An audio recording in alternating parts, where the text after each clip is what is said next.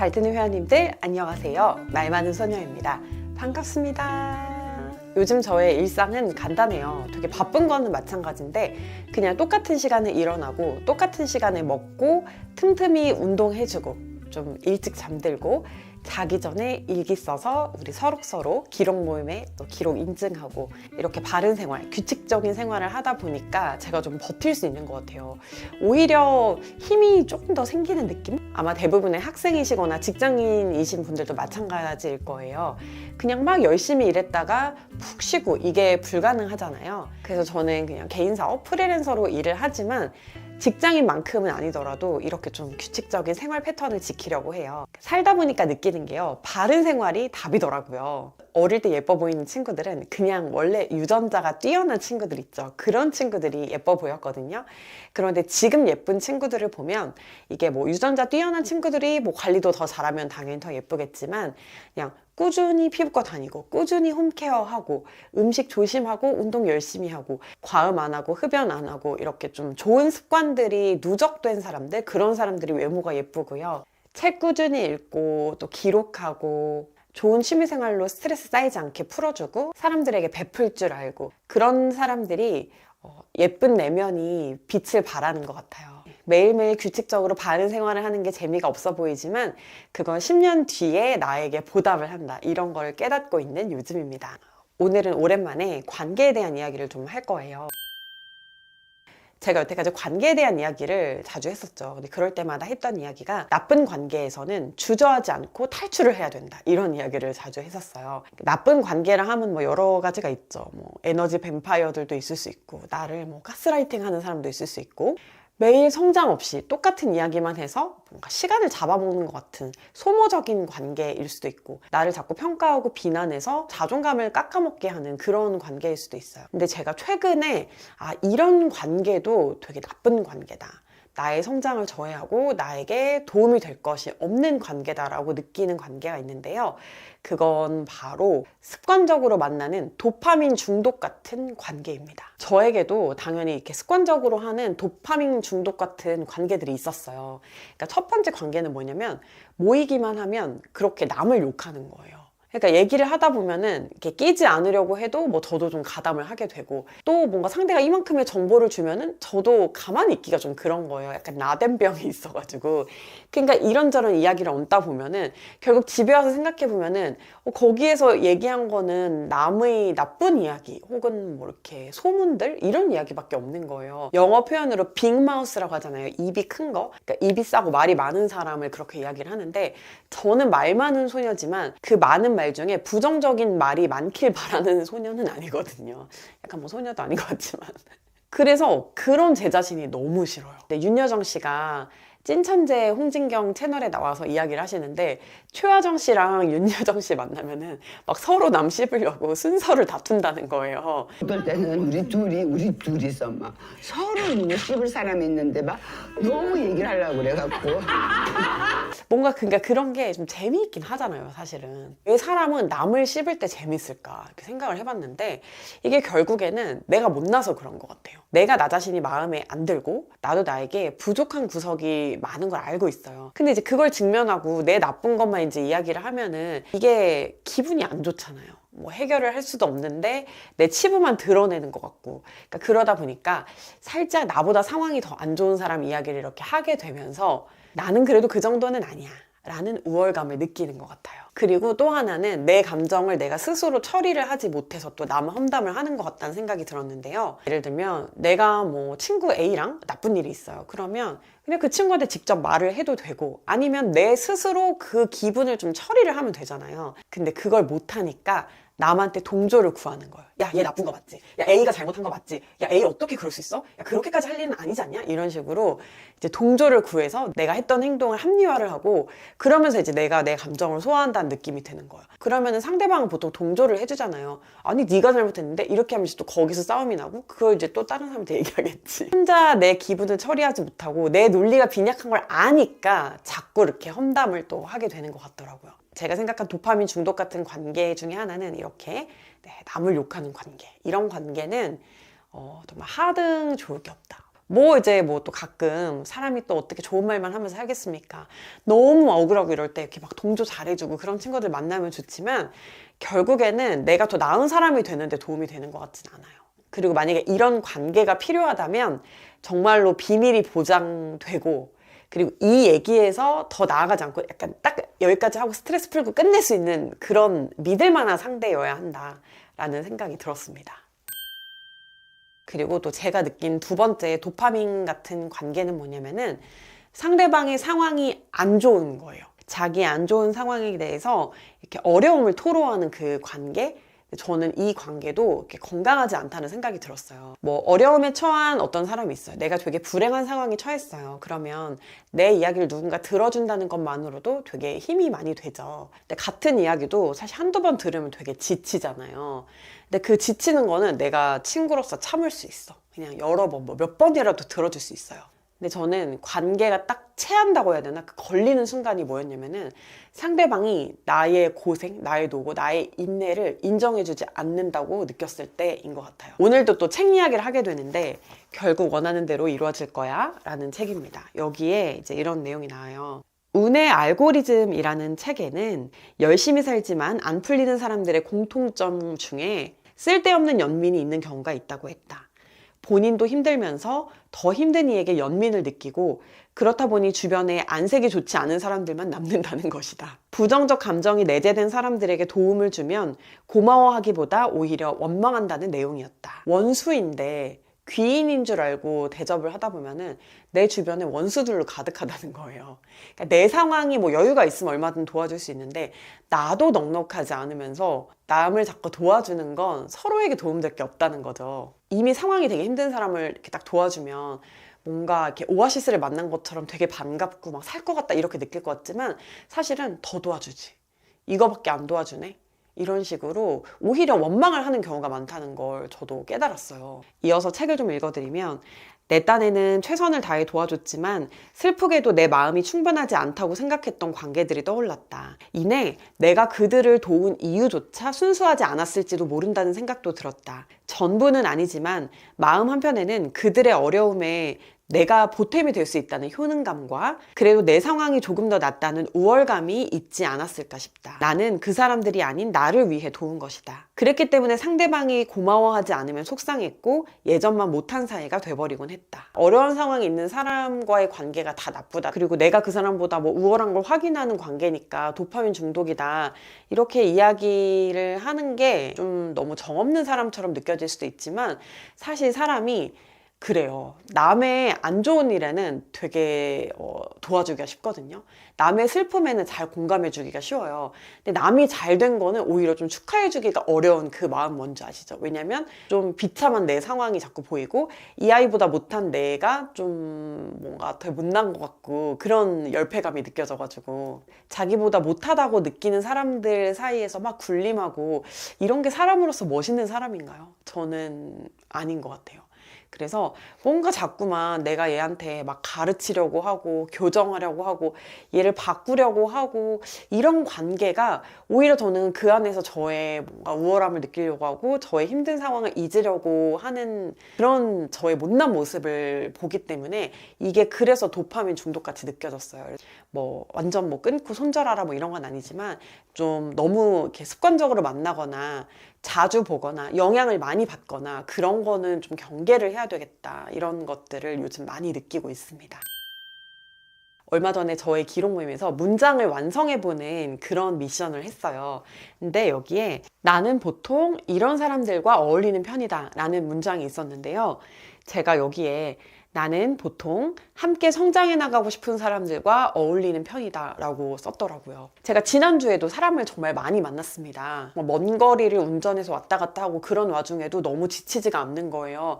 왜냐면은 제가 만났던 사람들이 다 너무 같이 성장하고 싶었던 사람들이었어요. 제가 너무 잘 해나간다고 생각하는 여성 사업가 분들, 뭐 유튜버 동료 분들, 그리고 같이 방송하시는 분들, 너무 멋진 감각을 가지고 있는 언니, 보고 배울 점이 많은 부부, 같이 또 아기를 키우는 굉장히 감각 있고 그리고 또 다정한 그런 동갑내기 친구, 이런 분들을 만나니까 체력적으로 힘들지라도 전혀 기가 빨린다는 느낌이 들지 않고 무엇보다도 시간이 아깝지가 않더라고요. 제가 놀면서 배운다는 느낌이 들었어요.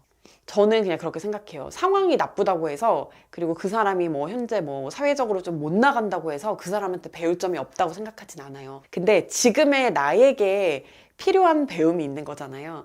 그래서 그런 사람들과 좀 가까이 하다 보면 제가 어느 순간 좀 그 사람들을 닮아서 제가 원하는 방향으로 좀 가고 있지 않을까 생각을 해요. 저는 주변 환경의 영향을 진짜 많이 받는 사람이더라고요. 학창 시절부터 이렇게 보면은 저는 공부를 열심히 하는 친구들과 잘 어울렸을 때 저도 성적이 같이 올랐어요. 외모 가꾸는 걸 막 열심히 하는 친구들 만났을 때 저도 막 같이 다이어트도 하기도 하고 운동도 하기도 했었고, 먹는 걸 좋아하는 친구를 만났을 때 정말 식도락에 미쳐가지고 먹고 다니고 막 이러기도 했었고요.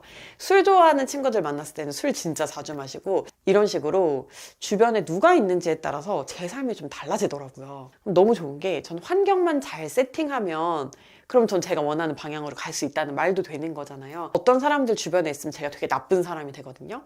근데 그런 사람들보다는 저는 제 주변을 제가 좋아하는 것들을 같이 좋아할 수 있고 서로의 성장을 응원해 줄 수 있고 좀 같은 곳을 바라보는 사람들로 채우려고 해요. 한번 나쁜 시간을 보내면 그걸 회복하는데 너무 오랜 시간이 걸리는데 이제는 좀 지칩니다. 그래서 오늘은 좀 관계에 대해서 고찰을 해봤어요. 여러분들도 한번 생각해 보셨으면 좋겠어요. 내가 습관적으로 하고 있는 도파민 중독 같은 그런 관계, 근데 좀 끊어내고 싶고 나에게 별로 도움이 되지 않고 오히려 나를 좀먹는 관계는 어떤 관계일까? 만약에 저처럼 환경의 영향을 많이 받으시는 분들이라면 주변을 그냥 나에게 주어진 사람들 말고 내가 함께하고 싶은 사람들로 채우는데 좀 적극적으로 노력을 해보시면 어떨까 하는 생각이 듭니다. 오늘 영상은 여기까지예요. 우린 또 다음 영상에서 만나요. 잘 자요.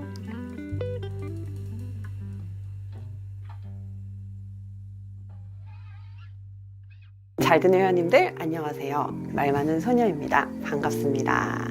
와, 이제 진짜 올해가 얼마 안 남았어요. 원래 같았으면, 한국 나이 같았으면 제가 이제 40살이 되는 건데 이상해. 만 나이 덕분에 아직 30대로 이렇게 머무를 수가 있어서 새해가 되면 나이를 먹어서 막 기쁘지만은 않다, 이런 느낌은 사실은 없어요. 나이 이야기를 시작을 했는데 오늘은 제가 나이를 먹으면서 더 이상 안 하게 된 행동에 대해서 이야기를 한번 해보려고 해요. 자, 첫 번째는 자기 설명, 자기 변명을 확실히 좀 덜 하게 됐습니다. 나 옛날에는 왜 그렇게 자꾸 나를 설명해야 될 것 같은 느낌에 휩싸였는지 모르겠어요. 근데 나이를 들면서 느끼는 거는 말은 힘이 되게 강하기도 한데 생각보다 내가 어떤 사람을 평가할 때는 그 사람이 한 말 때문에 내가 이 사람이 어떻다 저렇다를 평가하지는 않고요. 그 말에서 느껴지는 진심, 그런 거를 나이 먹으면서 조금 더 잘 보게 된 것 같아요. 그러니까 진의 마음을 더 읽게 되는 것 같아요.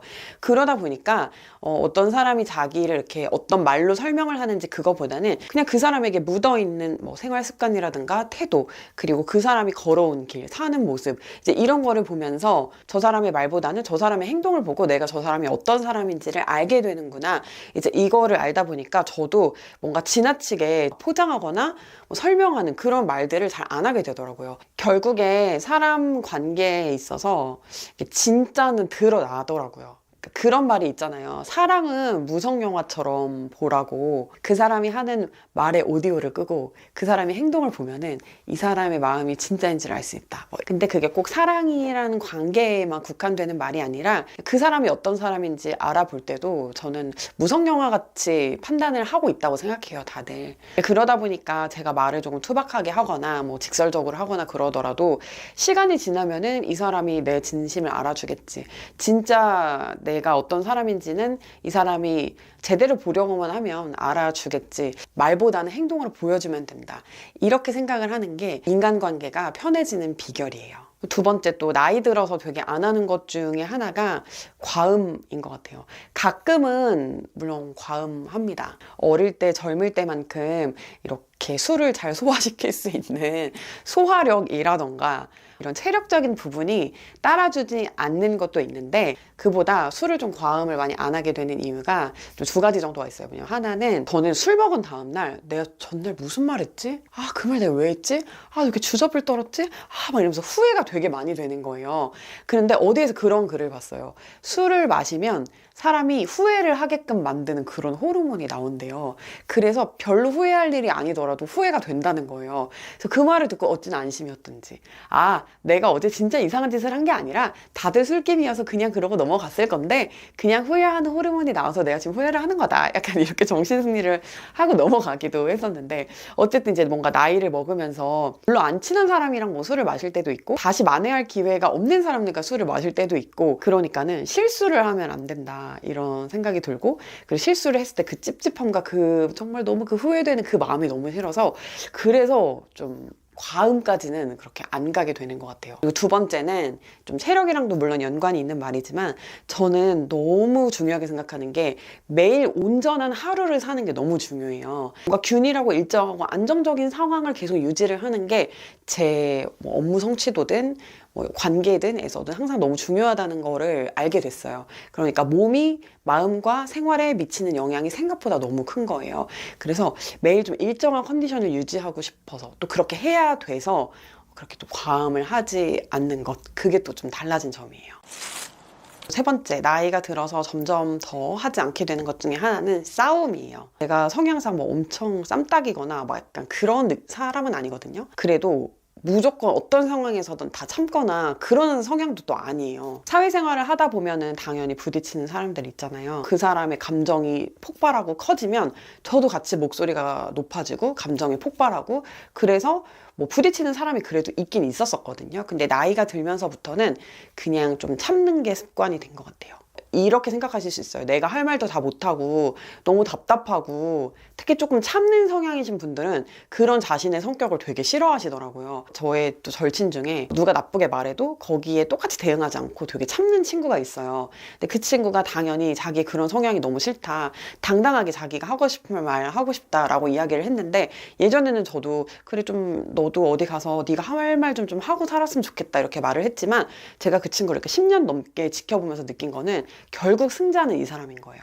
결국 남는 건 이 사람이고 결국 이기는 거는 이 친구더라고요. 왜냐면 이게 사람이 한번 싸우면서 감정이 부딪히잖아요. 그러면 어찌됐든 서로 불편해져요. 그 싸움에 휘말렸다는 이유만으로 또 나를 색안경 끼고 보는 사람도 생기게 돼요. 특히 업무에서는 단기적으로는 아, 쟤 약간 진짜 성격 장난 아니야, 약간 미친 애야 이렇게 소문나면 날 건드리는 사람이 없으니까 편할 수도 있지만 그게 장기적으로는 특히 우리나라 문화에서는 그렇지가 않더라고요. 오히려 이 친구가 굉장히 영리하게 사회생활을 잘한 거구나 이런 거를 좀 점점 나이 들면서 알게 된 것 같아요. 좀 부당한 일이 있으면 물론 그게 왜 부당한지 나에게 그게 억울하게 책임이 넘어오면 안 되니까 그 부분은 좀 명확하게 짚긴 하지만 그래도 누군가와 감정적으로 부딪히지 않으려고 해요. 또 내가 지금은 모르지만 나중에 생각했을 때 그게 잘못된 걸 수도 있잖아요. 그러니까 내 말이 다 맞지 않는 걸 수도 있잖아요. 내 말이 다 맞아. 이게 왜 틀려? 맞지? 내 말 다 맞잖아. 이렇게 하는 거는 좀 너무 미성숙하고 어린 자세일 수도 있기 때문에 그러니까 그래 맞아.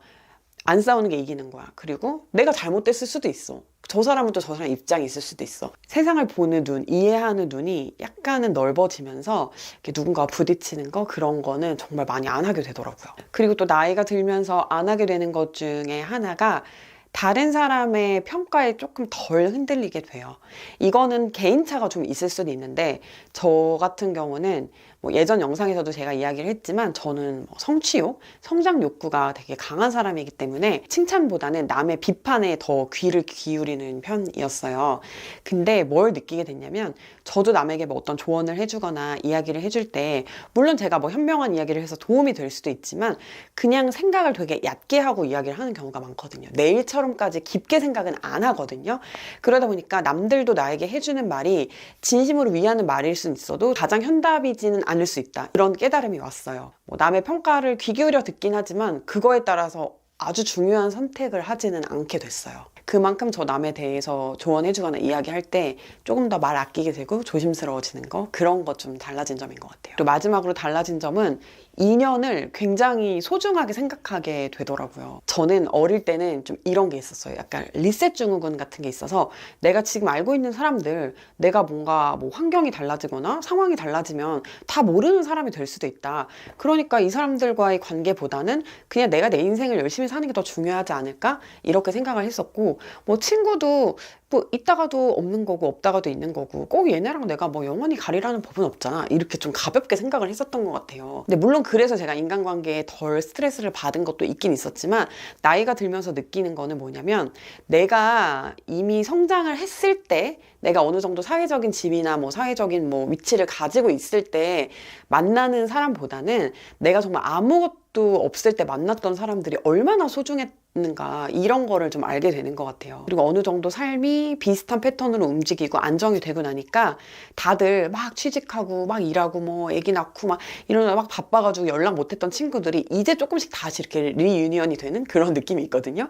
나의 못난 모습을 기억하는 사람이 있는 게 옛날엔 싫었는데, 이제는 내가 어떻게 보면은 그 어리숙하고 좀 찌질한 모습에서 약간 탈피를 했다고 생각을 하다 보니, 그런 모습을 기억해주고 그때를 함께 이겨나간 사람들이 되게 소중한 거예요. 정말 말로 설명할 수 없는 그 세월이 주는 소중함, 그런 게 있더라고요. 그래서 앞으로도 계속 갈 사람들에게 공들이고 정성 쏟고 마음 나누고 그렇게 하면서 시간을 보내야 되겠다, 이런 생각이 들기도 하고, 진짜 내가 소중하게 더 가져갈 수 있었던 인연을 나 살기 바빠가지고 많이 못 챙겼구나, 그거 다 자산인데 너무 아깝다, 이런 생각이 들 때도 있어요. 친구에 되게 집착하다가 이제는 나 혼자 사는 게 너무 좋다, 가벼운 인연이 좋다, 약간 이렇게 말씀하시는 분도 계신데, 저는 반대로 나이를 먹으면서 그 인연이 너무너무 소중한 거구나 라는 거를 배우고 있습니다.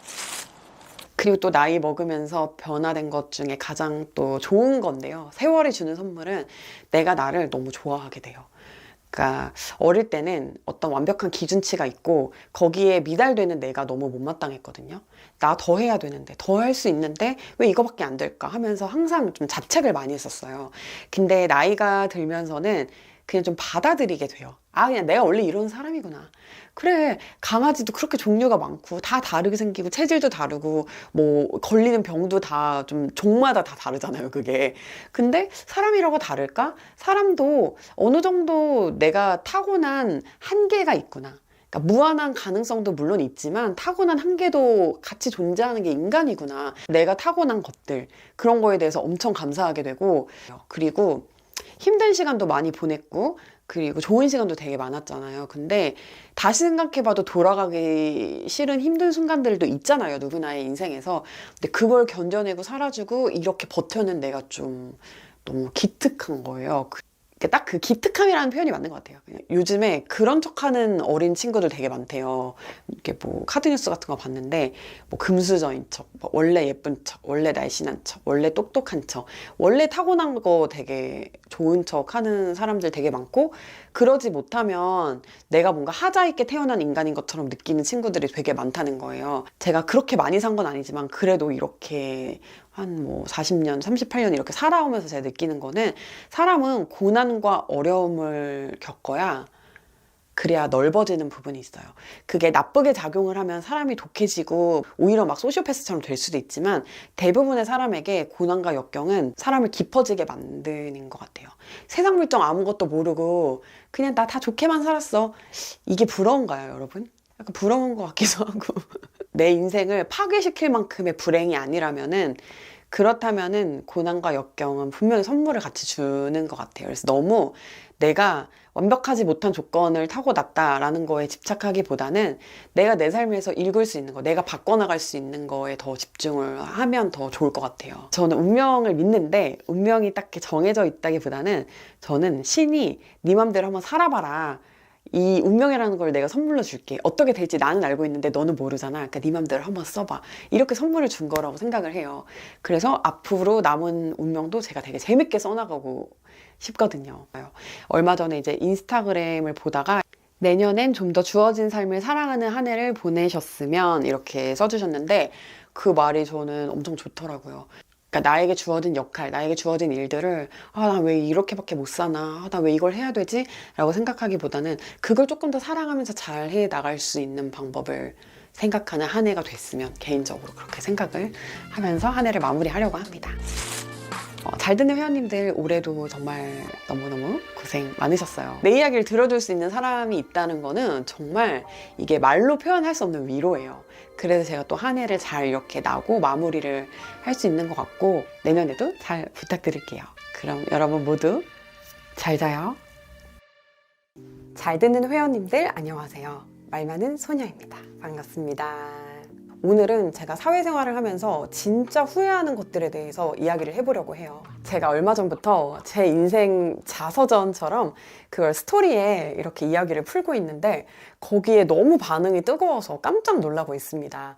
뭐 나중에 기회가 될 때 제가 어떤 인생을 살아왔는지 뭐 그거는 이제 또 뭐 차차 한 번 더 소개를 드리기도 하고 인생을 살면서 처음으로 절망이라던가 아니면은 이대로 끝났으면 좋겠다라고 생각을 했던 그런 슬럼프 시기가 저는 취준생 때였어요. 그때부터 그거를 벗어나는 시점까지를 제가 한번 싹 정리를 해보니까 이런 결론이 나더라고요. 조금만 더 제 앞에 서 있으면서 저에게 이 길은 맞아, 이 길은 아니야, 너 지금 그렇게 하면 나중에 후회해, 힘들어도 조금만 참아보자, 아니야 지금 그만할 때야, 이런 식으로 이야기를 해줄 수 있는 멘토 같은 사람이 있었다면 어땠을까. 그랬다면 내 20대가 조금은 덜 상처받은 채로 마무리가 되지 않았을까, 이런 아쉬움이 남았어요. 어떻게 보면 제가 이 말 많은 소녀라는 채널을 시작을 한 것도 제가 뭐 더 현명해서가 아니라 그냥 시간이 지나고 나니까 보이는 것들이 있어요. 친구가 될 수도 있고 언니가 될 수도 있고 그냥 그런 입장에서 뭔가 다른 사람은 나처럼 아프지 않았으면 좋겠다, 그렇게 실패를 겪지 않았으면 좋겠다, 이런 생각이 좀 강했던 것 같아요. 첫 번째로 제가 후회하는 거는 동료들을 친구로 착각한 거예요. 사실 뭐 동기, 선후배, 또 뭐 같은 부서에 있는 사람들 매일 얼굴 마주 보고 뭐 밥도 같이 먹고 그리고 뭐 좀 사적인 관계로 발전을 하면은 뭐 같이 술을 마시기도 하고 뭐 주말에 만나기도 하고 뭐 이렇게 될 수 있겠죠. 그리고 거기서 누구보다 마음이 잘 맞는 소울메이트를 만날 가능성이 있다는 것도 인정을 합니다.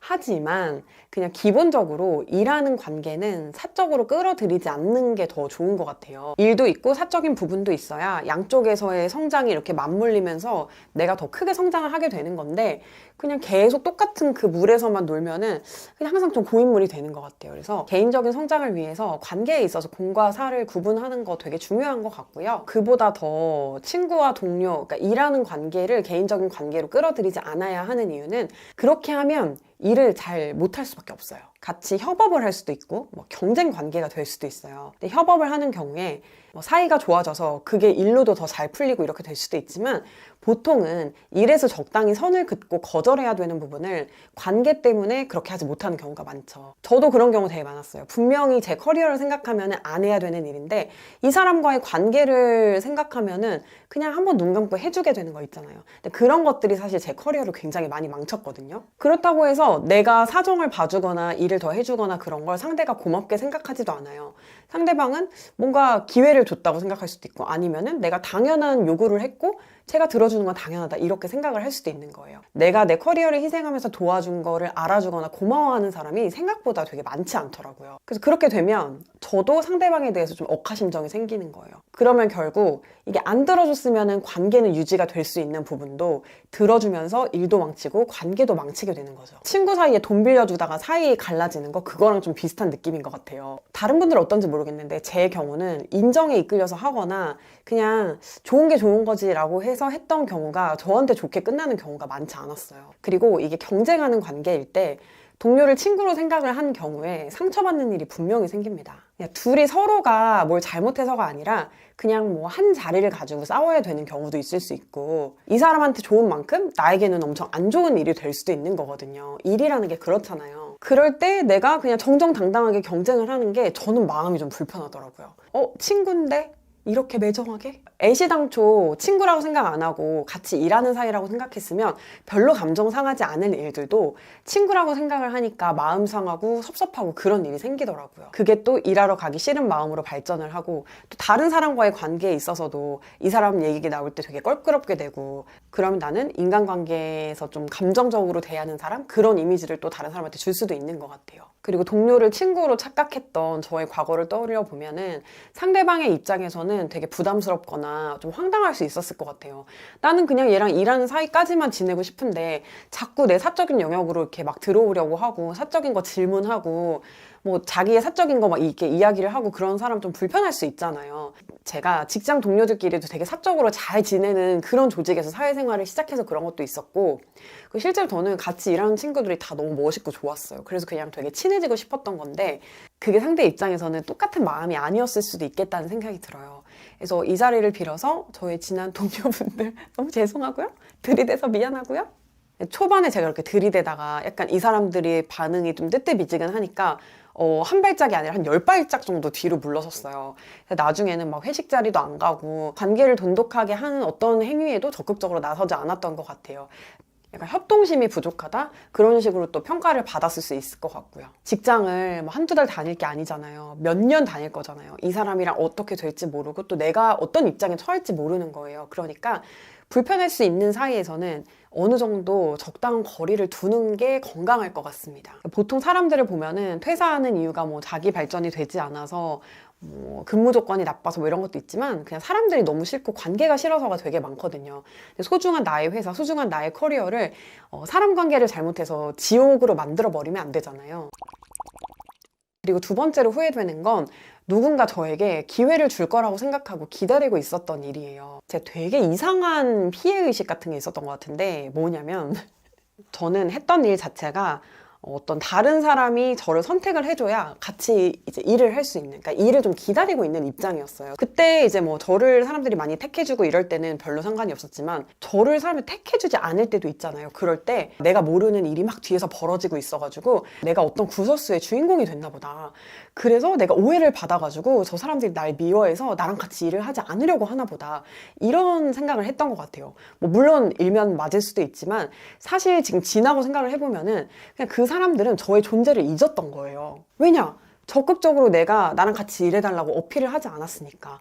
모두가 다 자기 눈앞에 있는 일을 처리하기에도 바쁘잖아요. 그런데 뭐 어떻게 다른 사람 얘는 요즘 뭐 하고 있나? 쟤는 요즘 뭐 하고 있나? 제가 요즘 조금 일이 없어서 슬플 것 같은데 쟤랑 같이 일해보자고 말할까? 이런 생각을 누가 하겠습니까? 저기요, 저랑 같이 일해주셨으면 좋겠어요. 저 좀 일 좀 주세요. 저 써주세요. 이렇게 말하는 게 되게 뭔가 엄청나게 의리되는 것 같고 엄청 수그리는 것 같고, 그리고 자존심도 좀 상했고, 사실 그거보다 더 큰 게 그렇게 내가 누군가한테 말하는 게 이 사람한테 폐를 끼친다고 생각했어요. 부담을 준다고 생각을 했어요. 그래서 그냥 조용히 묵묵히 가만히 기다리고 있다가 가만히가 되는 거죠. 그냥 기억 속에서 사라지는 거예요. 일이 없으니까 일하는 현장에서 제가 사람들 눈에 띌 일도 별로 없잖아요.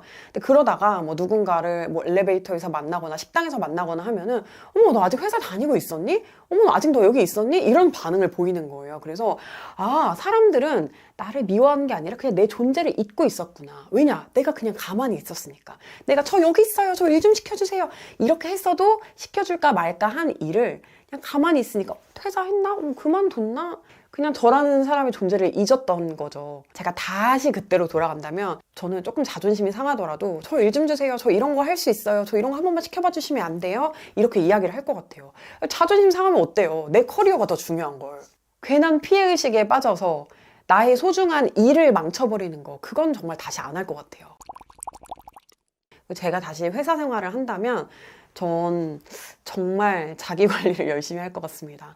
업무에 필요한 그런 스킬을 업그레이드 시키기 위해서 정말 노력을 많이 할 것 같아요. 제가 열심히 하지 않았다는 건 아니에요. 특히 이제 제가 막 지난 사진들을 찾아보면서 이제 공부했던 것들 막 스캔해 놓거나 막 사진 찍어 놓거나 이런 것들 있잖아요. 그런 걸 보고 그때 제가 참 안쓰럽더라고요. 노력은 정말 열심히 했는데 업무에 필요한 노력이 아니었던 것 같아요. 지금 생각해보면. 제가 일하는 곳에서 저에게 요구했던 스킬은 막 어떤 공부를 해가지고 얻어지는 전문 지식이라기보다는 그냥 조금 더 좋은 사회성, 그리고 조금 더 화면에 나오기 적합한 외모, 그리고 주어지는 어떤 틀에 맞춘 역할, 뭐 이런 거였던 것 같은데, 사실 하나의 프로그램을 만드는 데는 정말 많은 사람들이 관여를 하고 거기에서 저의 롤은 되게 작아요. 근데 마치 이 모든 걸 내가 다 짊어지고 해야 될 것처럼 정말 방대한 양을 다 이고지고 갔다가 정말 저에게 필요한 것들은 제가 못했던 것 같아요. 근데 그 당시 제 입장에서는 저는 어쨌든 뭔가를 열심히 하긴 했잖아요. 그러니까 그걸 알아주지 않는 게 섭섭하고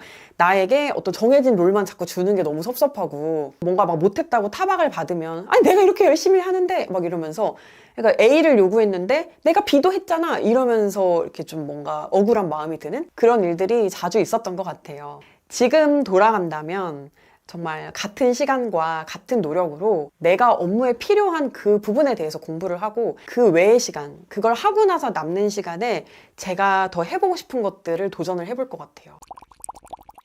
그리고 지난 날에 대해서 사실 제가 다 모든 걸 좀 좋게 생각하고 배운 점에 대해서만 생각을 하려고 하다 보니까 좀 자기 반성으로 많이 끝나긴 하는데 그럼에도 불구하고 부당했던 것들도 되게 많아요. 그때는 제가 사회생활을 해본 경험이 별로 없었고 그 업계에서 일한 경력이 길지 않으니까 이게 뭐가 뭔지 내가 어떻게 처신을 해야 될지 잘 몰랐던 거예요. 뭘 목소리를 높여야 되고 어떤 거는 참아야 되는지 잘 몰랐던 거예요. 그러면은 가장 좋은 방법은 멘토를 만나든가 같은 업계에서 일하는 선배를 만나든가 뭐 이런 식으로 누군가에게 조언을 구해볼 수 있었는데 저는 그러니까 조언을 구할 생각조차 못했던 것 같아요. 그때는.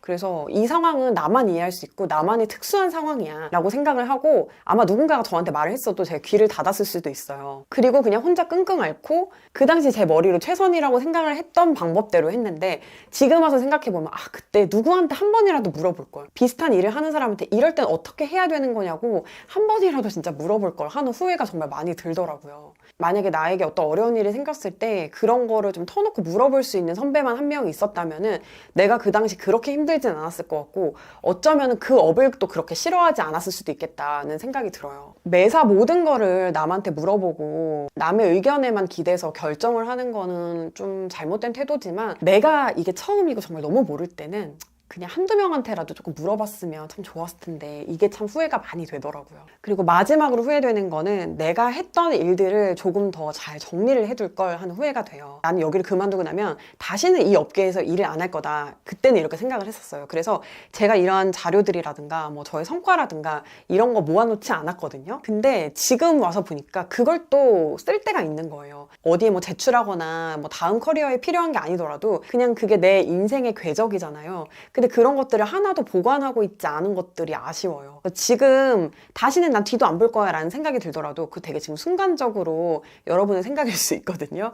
그러니까 여러분들의 지금을 반드시 기록을 하고 보관을 하세요. 여러분들의 어떤 성과와 성장과 이런 흔적들을 흘려보내지 않으셨으면 좋겠습니다.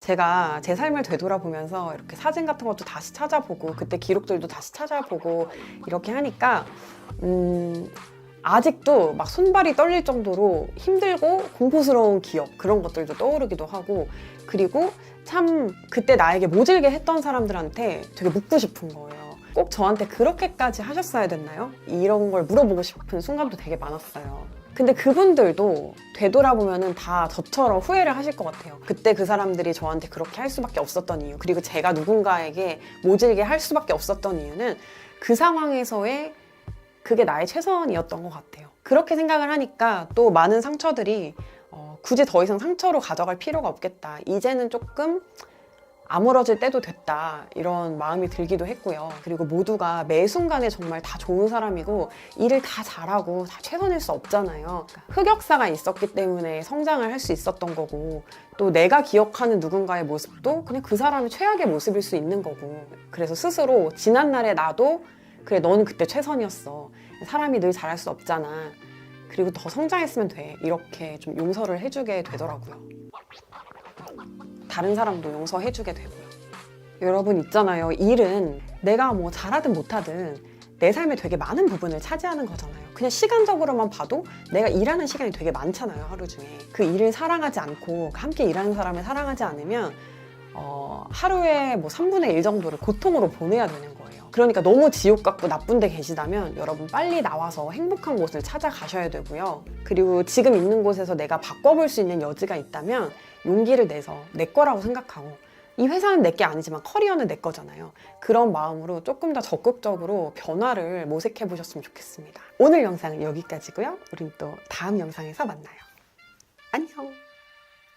잘 되는 회원님들 안녕하세요. 말 많은 소녀입니다. 오늘 좀 여기 예쁘지 않나요? 여기는 기획자분의 책상을 제가 빌려가지고 여기서 이렇게 일을 하고 있는 거예요. 사실 일을 계속 한 건 아니고 밖에서 우리 회원님들과 같이 이런저런 이야기도 하고 뭐 글도 써보고 뭐 밥도 먹고 이렇게 하는 시간을 가졌는데요. 여기가 데스커 라운지라고 하는 곳인데 처음에는 그냥 그 데스커? 내가 아는 가구 브랜드라고만 생각을 했었는데 공간에 와보니까 이 브랜드가 무엇을 보여주고 싶어하는 곳인지, 그러니까 가구 말고 이 브랜드에 어떤 컨텐츠가 있는 건지 딱 보이는 거예요. 너무 재밌는 게 막 책 같은 것도 밑줄을 그냥 치고 가라고 해요. 그래서 남들이 쳐놓은 밑줄, 그리고 남들이 하이라이트 했던 것도 막 이렇게 다시 볼 수 있고요. 그리고 내가 궁금한 분야에 대해서 편지를 쓰고 가면 그 업계에 있는 선배들이 답장을 써주고 뭐 이런 것도 있어요. 그리고 내가 지금 일해서 필요한 그런 가치를 찾는 시간도 있는데 어떻게 일할 것인가, 그리고 앞으로 더 잘, 그리고 계속 해나가려면 나한테 무엇이 필요한가, 그거를 고민해 볼 수 있는 장소인 거예요. 그래서 저는 뭐가 나왔냐면 영감이 필요한 날에 지속 가능한 성장을 고민하는 워커들을 위하여, 뭐 이런 게 나왔거든요. 그래서 제가 지금 원하는 거는 기존에 제가 쌓아왔던 것들, 제가 해왔던 것들을 더 재밌게, 질리지 않고, 그리고 좀 더 저만의 색깔을 더해서 하는 거,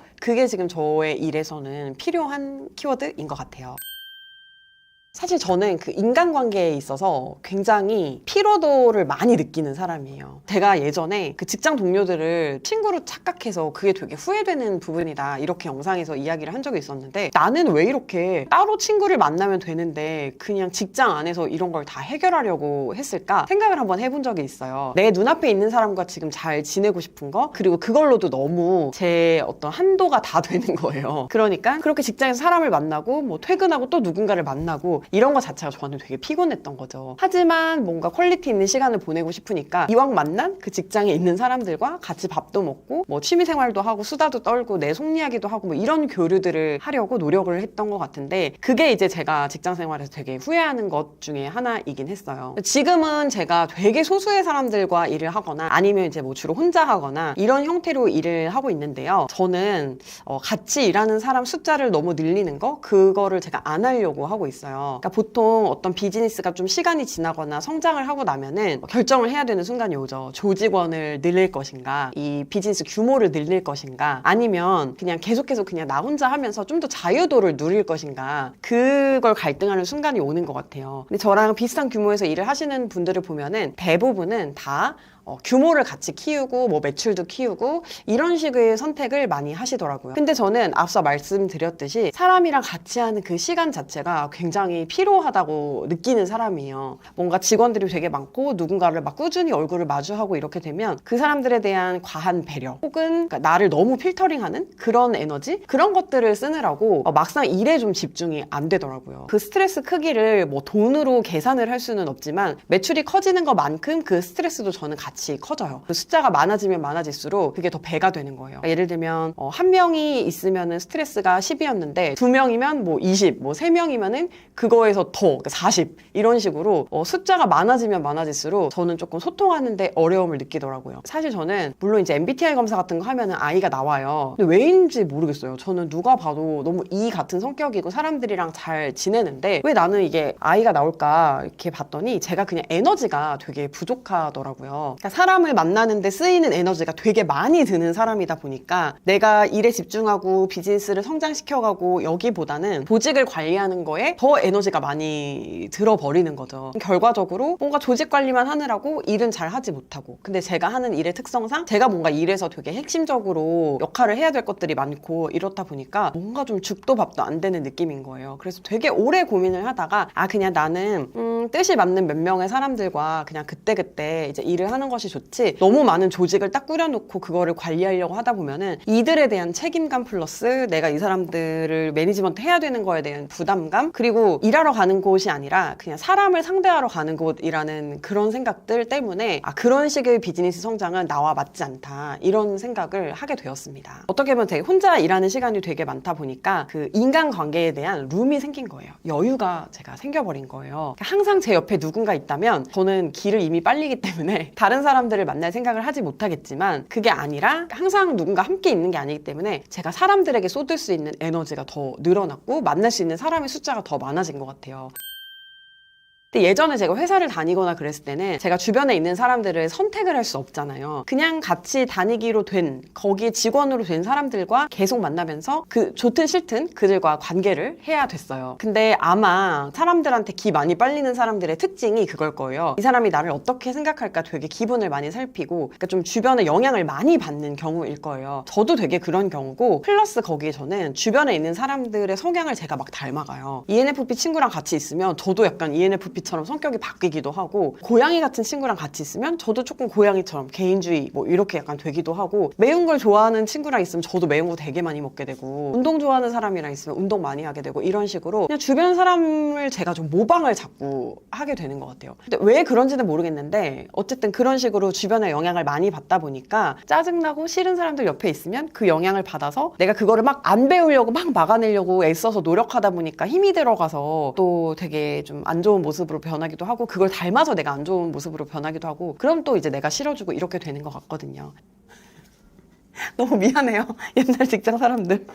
그래서 진짜 저는 그 직장 생활 안 하면서의 가장 큰 장점이 그거였어요. 내가 만나기 싫으면 안 만나도 되고, 일 이번에 한 번만 하고 그만하면 되고, 이런 거 있잖아요. 그런 게 사실은 되게 저는 장점으로 느껴졌거든요. 이렇게 말하니까 되게 정없는 사람처럼 느껴질 수 있는데, 그냥 인간관계를 피곤해 하신 분들은 다 공감을 하실 거라고 생각을 해요. 그러니까 내가 고르지 않은 사람들과 내가 고르지 않은 장소에서 내가 원하지 않는 영향을 받으면서 또 내가 원하지 않는 쪽으로 내가 바뀌어가는 게 저는 별로 좋지가 않았거든요. 근데 이제 인간관계에 대해서 좀 여유가 생기고 나니까 내 삶에 어떤 사람들을 들일지를 내가 이제 좀 고를 수 있는 순간이 이제야 찾아온 것 같아요. 뭐 예전이면 뭐 일주일에 사람 뭐 5명 만날 거를 지금 한 2명밖에 안 만나니까 3명이 남잖아요. 이 3명은 내가 고를 수 있는 거예요. 제가 기록 모임을 하면서 새로운 사람들을 되게 많이 만나게 됐어요. 처음에는 이분들이랑 그냥 줌으로 만나고 제 유튜브 라이브로 만나고, 그러니까 좀 일방적으로 소통을 하거나, 그러니까 화면 너머로 소통을 하든가, 아니면은 뭐 카카오톡 창에서 서로의 글로만 소통을 하든가, 뭐 이런 식으로 하다가 계속 만나다 보니까 좀 궁금해지잖아요. 어떤 사람들인지. 그리고 이렇게 근사한 글을 쓰는 사람은 누굴까? 이렇게 성실한 사람은 누굴까? 이렇게 따뜻한 사람은 누굴까? 그 사람들이 되게 궁금해지는 거예요. 그래서 이 사람들과 이제 뭔가 오프라인 모임으로도 관계가 발전이 된 것 같아요. 그러면서 되게 놀라웠던 게 별로 기빨린다는 생각이 제가 안 드는 거예요. 이상하다. 내가 이렇게 많은 사람들을 한꺼번에 만나고 몇 시간 동안 같은 곳에서 이렇게 시간을 보내는데 왜 기가 빨린다거나 불쾌하다거나 빨리 집에 가고 싶다거나 이런 생각이 들지 않지? 라는 좀 궁금증이 생기더라고요. 그래서 제가 여태까지 관계들을 곰곰이 돌아보니까 제가 기가 빨렸던 관계, 기가 안 빨렸던 관계가 이렇게 딱 명확하게 구분이 되는데, 기가 안 빨린 관계는 어떤 특징이 있냐면은 처해 있는 상황이 다르고 성향이 다르고 성격이 다를지라도 지향하는 바가 같은 사람들은 대화의 방향이 결국 같은 방향이 되는 것 같아요. 그러면 같은 길로 가기 때문에 서로 다리 걸려서 넘어질 일도 없고, 서로가 뭐 서로를 가로막을 일도 없는 거예요. 좀 순항을 한다는 느낌으로 대화가 진행이 되기도 하고, 그리고 제가 어떤 생각을 하고 있는지 거의 이제 비슷하게 생각을 하고 이해를 할 수 있는 그런 사람들이기 때문에 뭔가 이해받는다는 느낌도 들더라고요. 그리고 저와 함께 모인 분들은 다 좀 성장 지향적인 분들이에요. 그러니까 더 내가 나아지고 싶고 좋은 사람이 되고 싶고 무언가 잘하고 싶다 이렇게 생각하는 사람들이거든요. 그렇기 때문에 그러니까 뭔가 대화가 자꾸 뒤를 보거나 평가하거나 이렇게 가기보다는 서로 이제 앞에 가는 사람 등을 이렇게 밀어주면서 가는 느낌? 응원을 해주는 느낌? 그런 식으로 이제 뭔가 대화라던가 모임이 흘러가는 거예요. 그러면 보세요. 나는 지금 이 방향으로 가고 싶었는데 이 방향으로 등을 밀어주고 이 방향이 좋았다라고 말해주고, 그렇게 좀 같은 곳을 바라보고 있는 사람들이랑 가다 보면 딱 심리적으로 이렇게 딱 걸리는 게 없잖아요. 그러니까 뭔가 관계에서 딱 걸리는 게 없잖아요. 그러니까 그냥 에너지가 소진될 일이 없는 거예요. 당연히 이제 뭐 만나고 오면은 신체적으로 피곤하고 그럴 수는 있지만 영감을 받았다는 느낌, 응원받았다는 느낌, 채워졌다는 느낌이 들더라고요. 반대로 뭐 성격이라든가 성향이 비슷하다고 할지라도 삶의 방향이 좀 다른 사람들 있잖아요. 그러니까 친구들인데 성격 되게 잘 맞아 해서 놀 때는 별로 문제가 없었는데, 내가 뭔가 무언가를 시작하고 싶어서 뭐 고민을 털어놨거나 아니 뭘 같이 하자고 말했을 때 거기에 반기를 들거나 뭔가 나에게 도움이 되지 않는 쪽을 이야기만 하거나 응원을 하기보다는 걱정을 심어주거나, 이런 사람을 만났을 때 저는 딱 체하더라고요, 그 관계가. 그러면서 그때부터 기가 쫙쫙 빨리는 거예요. 저는 뒤는 빨리 있고 그냥 그거 실패를 걸음 삼아서 앞으로 그냥 더 잘 나아가자라고 생각하는 사람인데, 그냥 계속 뒤를 보고 거기에 머물러 있는 사람들, 그런 사람도 어떻게 보면은 제 바지가랑이를 잡고 이렇게 주저앉아 있는 느낌, 그런 사람을 만날 때 제가 되게 기가 빨린다는 느낌이 들었던 거더라고요. 그래서 결국에는 사람이 성장을 하려면 혼자 갈 수는 없더라고요. 제가 아무리 개인적인 성향의 사람이라 할지라도 이 세상의 모든 걸 제가 할 수는 없어요. 같이 일하는 사람이 있기 때문에 보게 되는 새로운 관점들도 있는 거고 알게 되는 새로운 정보도 있고 내가 부족한 점을 느끼기도 하고 내가 잘하는 걸 느끼면서 자존감이 올라가기도 하고 뭐 비교를 하자는 건 아니지만 여러 면에서 주변에 누군가가 있는 건 반드시 필요한 것 같아요. 그 아프리카 속담에 그런 속담 있잖아요. 빨리 가려면 혼자 가고 멀리 가려면은 같이 가야 한다라는 속담이 있는데 저는 사실 어릴 때는 그 속담이 너무 싫은 거예요. 나는 그냥 빨리 멀리 혼자서 뛰어가고 싶은 거예요. 근데 왜 내가 굳이 나랑 속도가 맞지 않는 사람들을 같이 가야 되지? 왜 누군가랑 같이 가야 되지? 왜 내가 인간관계에 그렇게 많이 에너지를 소모를 해야 되지? 이런 거에 대해서 항상 되게 의문을 가지고 있었는데 나이가 들어서인지 아니면은 제가 좀 성숙해진 건지 제가 현명해진 건지는 모르겠는데 혼자 가려고 하는 거는 진짜 욕심이다. 그냥 무거운 바위를 혼자 끌려고 하는 거랑 똑같다라는 생각이 들더라고요. 그래서 사람이 옆에 있어야 되는 거는 이제 알겠어요. 근데 이제 그 사람을 내가 선택을 할 수 있으면 너무 좋잖아요. 근데 뭐 아까 말씀드렸듯이 직장이나 뭐 가족이나 내가 선택할 수 없는 관계들도 분명히 있어요. 근데 이제 그 사람들 안에서 자꾸 관계에서 의미를 찾는다거나 응원을 바라거나 이해를 바라거나 라고 하기보다는 그 사람들을 제외한 정말 나의 등을 이렇게 밀어줄 수 있는 나와 같은 방향을 보면서 갈 수 있는 사람들을 채워 넣으면 되는 것 같아요. 그 테이프 녹음 해보신 분? 그 테이프나 뭐 CD 같은 거 기록 장치가 있어요. 그런 디스크나 뭐 테이프나 CD 같은 거 이렇게 보면은 녹음을 할 때 그거를 지울 필요가 없어요. 메모리 카드가 부족해서 그걸 지우고 다시 채워 넣는 게 아니라 그 위에 덧입혀지거든요. 그러니까 나쁜 관계를 애써서 막 치우고 정리를 하고 이런 것도 중요하지만 좋은 관계를 덧입히면 나쁜 관계는 자연히 덮어지고 밀려나지는 것 같아요. 저는 여기 와서 저희 기록 모임 분들을 만나면서 정말 영감이 필요했는데 영감을 많이 얻었어요. 너무 잘하고 있으면서도 스스로를 믿지 못하시는 분들을 보면서 어쩌면 나도 저런 모습일 수 있겠다 이렇게 좀 자신감을 가지게 되기도 했고 그리고 세상을 살아가는 가장 중요한 자세 두 가지가 다정함과 겸손함이라고 말씀하시는 분을 보면서 내가 진짜 인간으로서 한참 부족하다 네, 이런 반성이 들기도 했었고요. 그리고 굉장히 어려운 과정을 겪으면서도 결국 이제 좀 꿈을 포기하지 않고 결국에는 원하는 자신의 모습으로 살고 계신 분들을 보면서 또 나도 그렇게 될 수 있지 않을까? 라는 용기 또 약간 경외감 이런 게 들기도 했거든요. 그래서 이런 식으로 저는 좋은 사람들을 주변에 채우면서 제가 되게 나은 사람이 되고 있다는 생각이 들고 실제로 굉장히 뭔가 마음도 건강해지는 것 같고 세상을 보는 시각 자체가 굉장히 넓고 깊어진 것 같다는 생각이 들어요. 너무 나 자신을 사랑하게 되었네. 근데 진짜로 좋은 사람들이 옆에 있으면 내가 그 좋은 사람들의 영향을 받아서 좀 좋은 사람이 되기 때문에 내가 좋아지는 것 같아요. 결국에 제가 이제 여태까지 뭔가 삶에서 불행한 순간이 있으면 거기에 스스로를 방치하지 말고 얼른 구해주라고 스스로를 그런 이야기를 되게 많이 드렸었어요 여러분들한테. 근데 이런 관계도 마찬가지인 것 같아요. 지금 여러분들이 조금 불행하고 배울 게 없고 닮고 싶지 않은 사람들 사이에 있다면 그냥 혼자서 그걸 이겨내려는 노력보다는 좋은 사람들을 많이 만날 수 있는 곳으로 가시라 이렇게 말씀을 드리고 싶습니다. 오늘 영상은 여기까지고요. 여러분 우리 다 같이 멀리 갔으면 좋겠습니다. 그럼 여러분 잘 자요. 잘 듣는 회원님들 안녕하세요. 말 많은 소녀입니다. 오늘은 오랜만에 결혼 이야기를 할 거예요. 저는 이제 결혼 9년 차가 되는 거죠. 만으로 8년 하고도 몇 개월을 더 살았으니까. 제가 요즘에 되게 충격받는 건 뭐냐면 저는 세상이 진짜 많이 변했다고 생각을 했어요. 제가 결혼한 게 벌써 9년이면 10년이면 상전벽해? 세상이 다 바뀐다고 하잖아요. 근데 정말 놀랍게도 결혼 문화 같은 게 약간은 달라졌지만 아직도 제가 했던 고민들을 지금 시대의 친구들도 하고 있고 이런 거에 좀 굉장히 많이 충격을 받았던 것 같아요. 그래서 뭔가 너무 이제 옛날에 해본 사람 이야기긴 하지만 또 해봤으니까 이거는 또 괜히 했네. 이거는 또 좀 더 신경 쓸 걸 이런 것들이 있거든요. 그래서 이제 뭔가 그런 전반적인 이야기들을 길게 해보도록 할게요. 이제 결혼 또 시즌이야? 이제 봄, 가을이 보통 시즌이죠? 그럼 이거부터 이야기해야 되겠다. 비시즌에 하는 거 괜찮습니다, 여러분. 저 원래 9월에 결혼식이 잡혀 있었는데 너무 한참 남은 거예요. 그래갖고 땡겨가지고 7월 중순에 결혼을 했거든요. 그때 막 한참 장마도 있고 비도 많이 오고 여행으로 따지면 되게 성수기이기도 하고 하지만 결혼은 비성수기예요. 뭐가 좋냐? 결혼하는 그 메이크업 같은 거 하러 가잖아요. 샵에 신부가 나밖에 없다. 그리고 맞네. 그리고 결혼식을 보통 뭐 1부, 뭐 2부, 3부, 4부 뭐 이렇게 예식장에서 그런 식으로 한 번 하루에도 몇 개씩 결혼식을 하잖아요. 근데 그날 결혼하는 신부가 나밖에 없다. 단독으로 쓸 수 있다. 다만 이제 공항은 엄청 붐비고 비행기 표값은 좀 비싸기 때문에 뭐 신혼여행에 되게 힘을 주고 싶으신 분들은 비시즌에 결혼하는 게 좀 별로일 수도 있어요. 하지만 뭐 저처럼 그냥 좀 여유 있게 결혼하고 싶고 뭐 신혼여행은 어차피 여행 많이 갈 거니까 뭐 별로 상관없다 하시는 분들은 이렇게 그냥 비시즌에 결혼하시는 것도 저는 괜찮았던 경험이었어요. 그리고 이제 드레스가 또 막 저기 한 게 많잖아요. 파지고 막 이런 게 많잖아요. 근데 이게 다른 계절에 입는 것보다 또 여름에 입으면 그냥 그 계절 옷을 입은 것 같은 또 그 나름의 상큼함이 있어요. 하객들도 옷차림이 되게 산뜻해가지고 이렇게 단체 사진 같은 거 찍은 것도 보면은 그냥 이게 되게 드레시하고 하늘하늘하고 그런 옷들이 많아서 뭐 괜찮았어요. 전반적으로 나쁘지 않았습니다. 두 번째는 사진 이야기를 한번 해볼게요.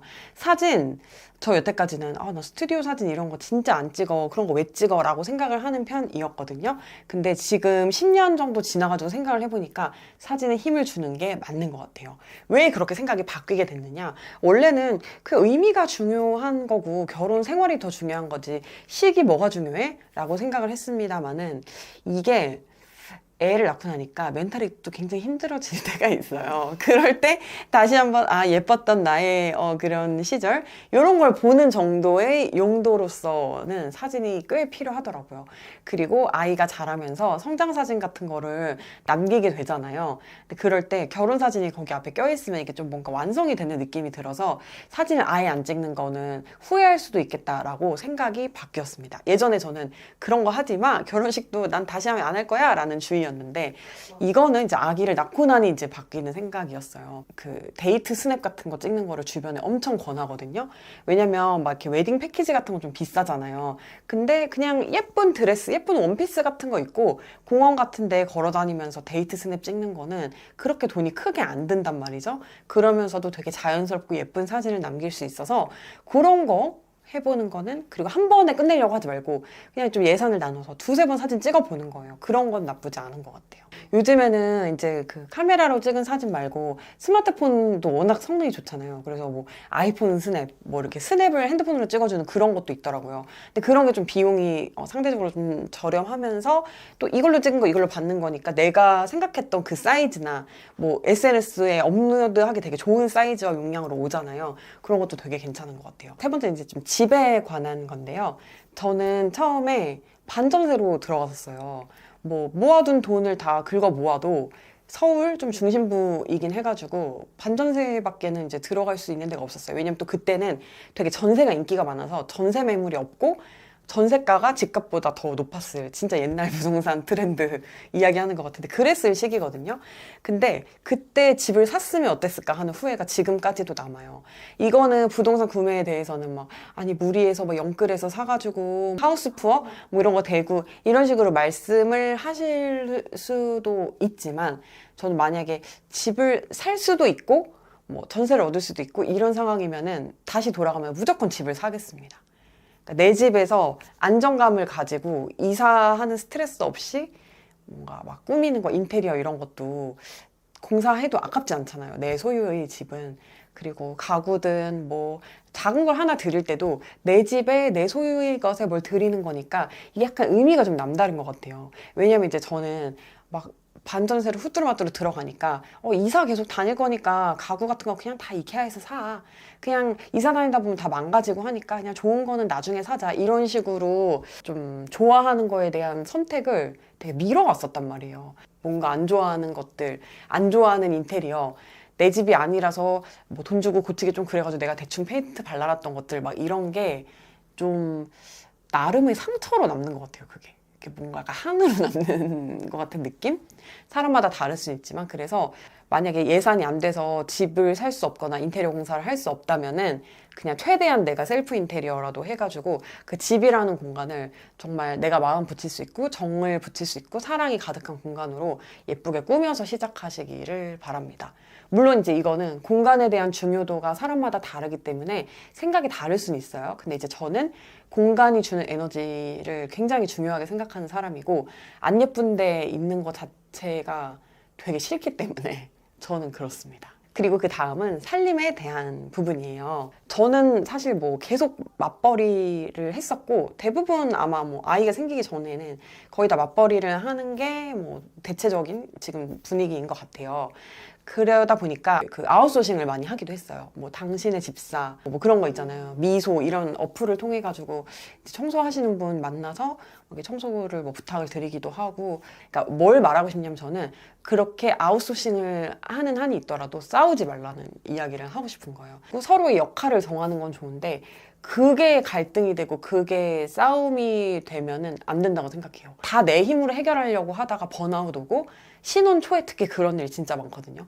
결혼식 준비하는 것 자체도 너무 힘들기 때문에 결혼 딱 하고 나면 번아웃이 한 번씩 좀 다들 오는데 거기에 이제 막 집안일 그런 역할 분담에 대한 막 싸움 이런 것까지 오면은 너무 힘들어지는 거죠. 이런 게 있어요. 딱 상대를 딱 봐가지고 아, 이 정도는 협상의 여지가 있다. 이 정도는 협상의 여지가 없다. 서로 그런 부분이 있을 수 있어요. 결혼 전반적인 거에 대해서 협상의 여지가 없다라고 하면 사실 그 결혼은 좀 힘들어요, 제가 봤을 때는. 하지만 협상의 여지가 있는 부분까지 최대한 협상을 하고 절대 협상의 여지가 없다. 그럼 그 부분을 맞춰주고 하지만 좀 약간 다른 걸 취하고 이런 식으로, 그러니까 윈윈하고 어쨌든 좋은 방향으로 풀릴 수 있게 가야지. 일 잘하는 사람들이 이런 운용도 되게 잘한다고 생각이 드는 게 어쨌든 될 방향으로 일을 끌고 가거든요. 아, 그럼 내가 이거 조금 피곤하고 말 테니까 그럼 이 정도는 할 수 있지. 약간 이런 식으로 대화가 가야지. 내가 이거 했는데 이거 네가 해야지. 난 내 거 했으니까 이거 네가 해. 그럼 결혼을 왜 했죠?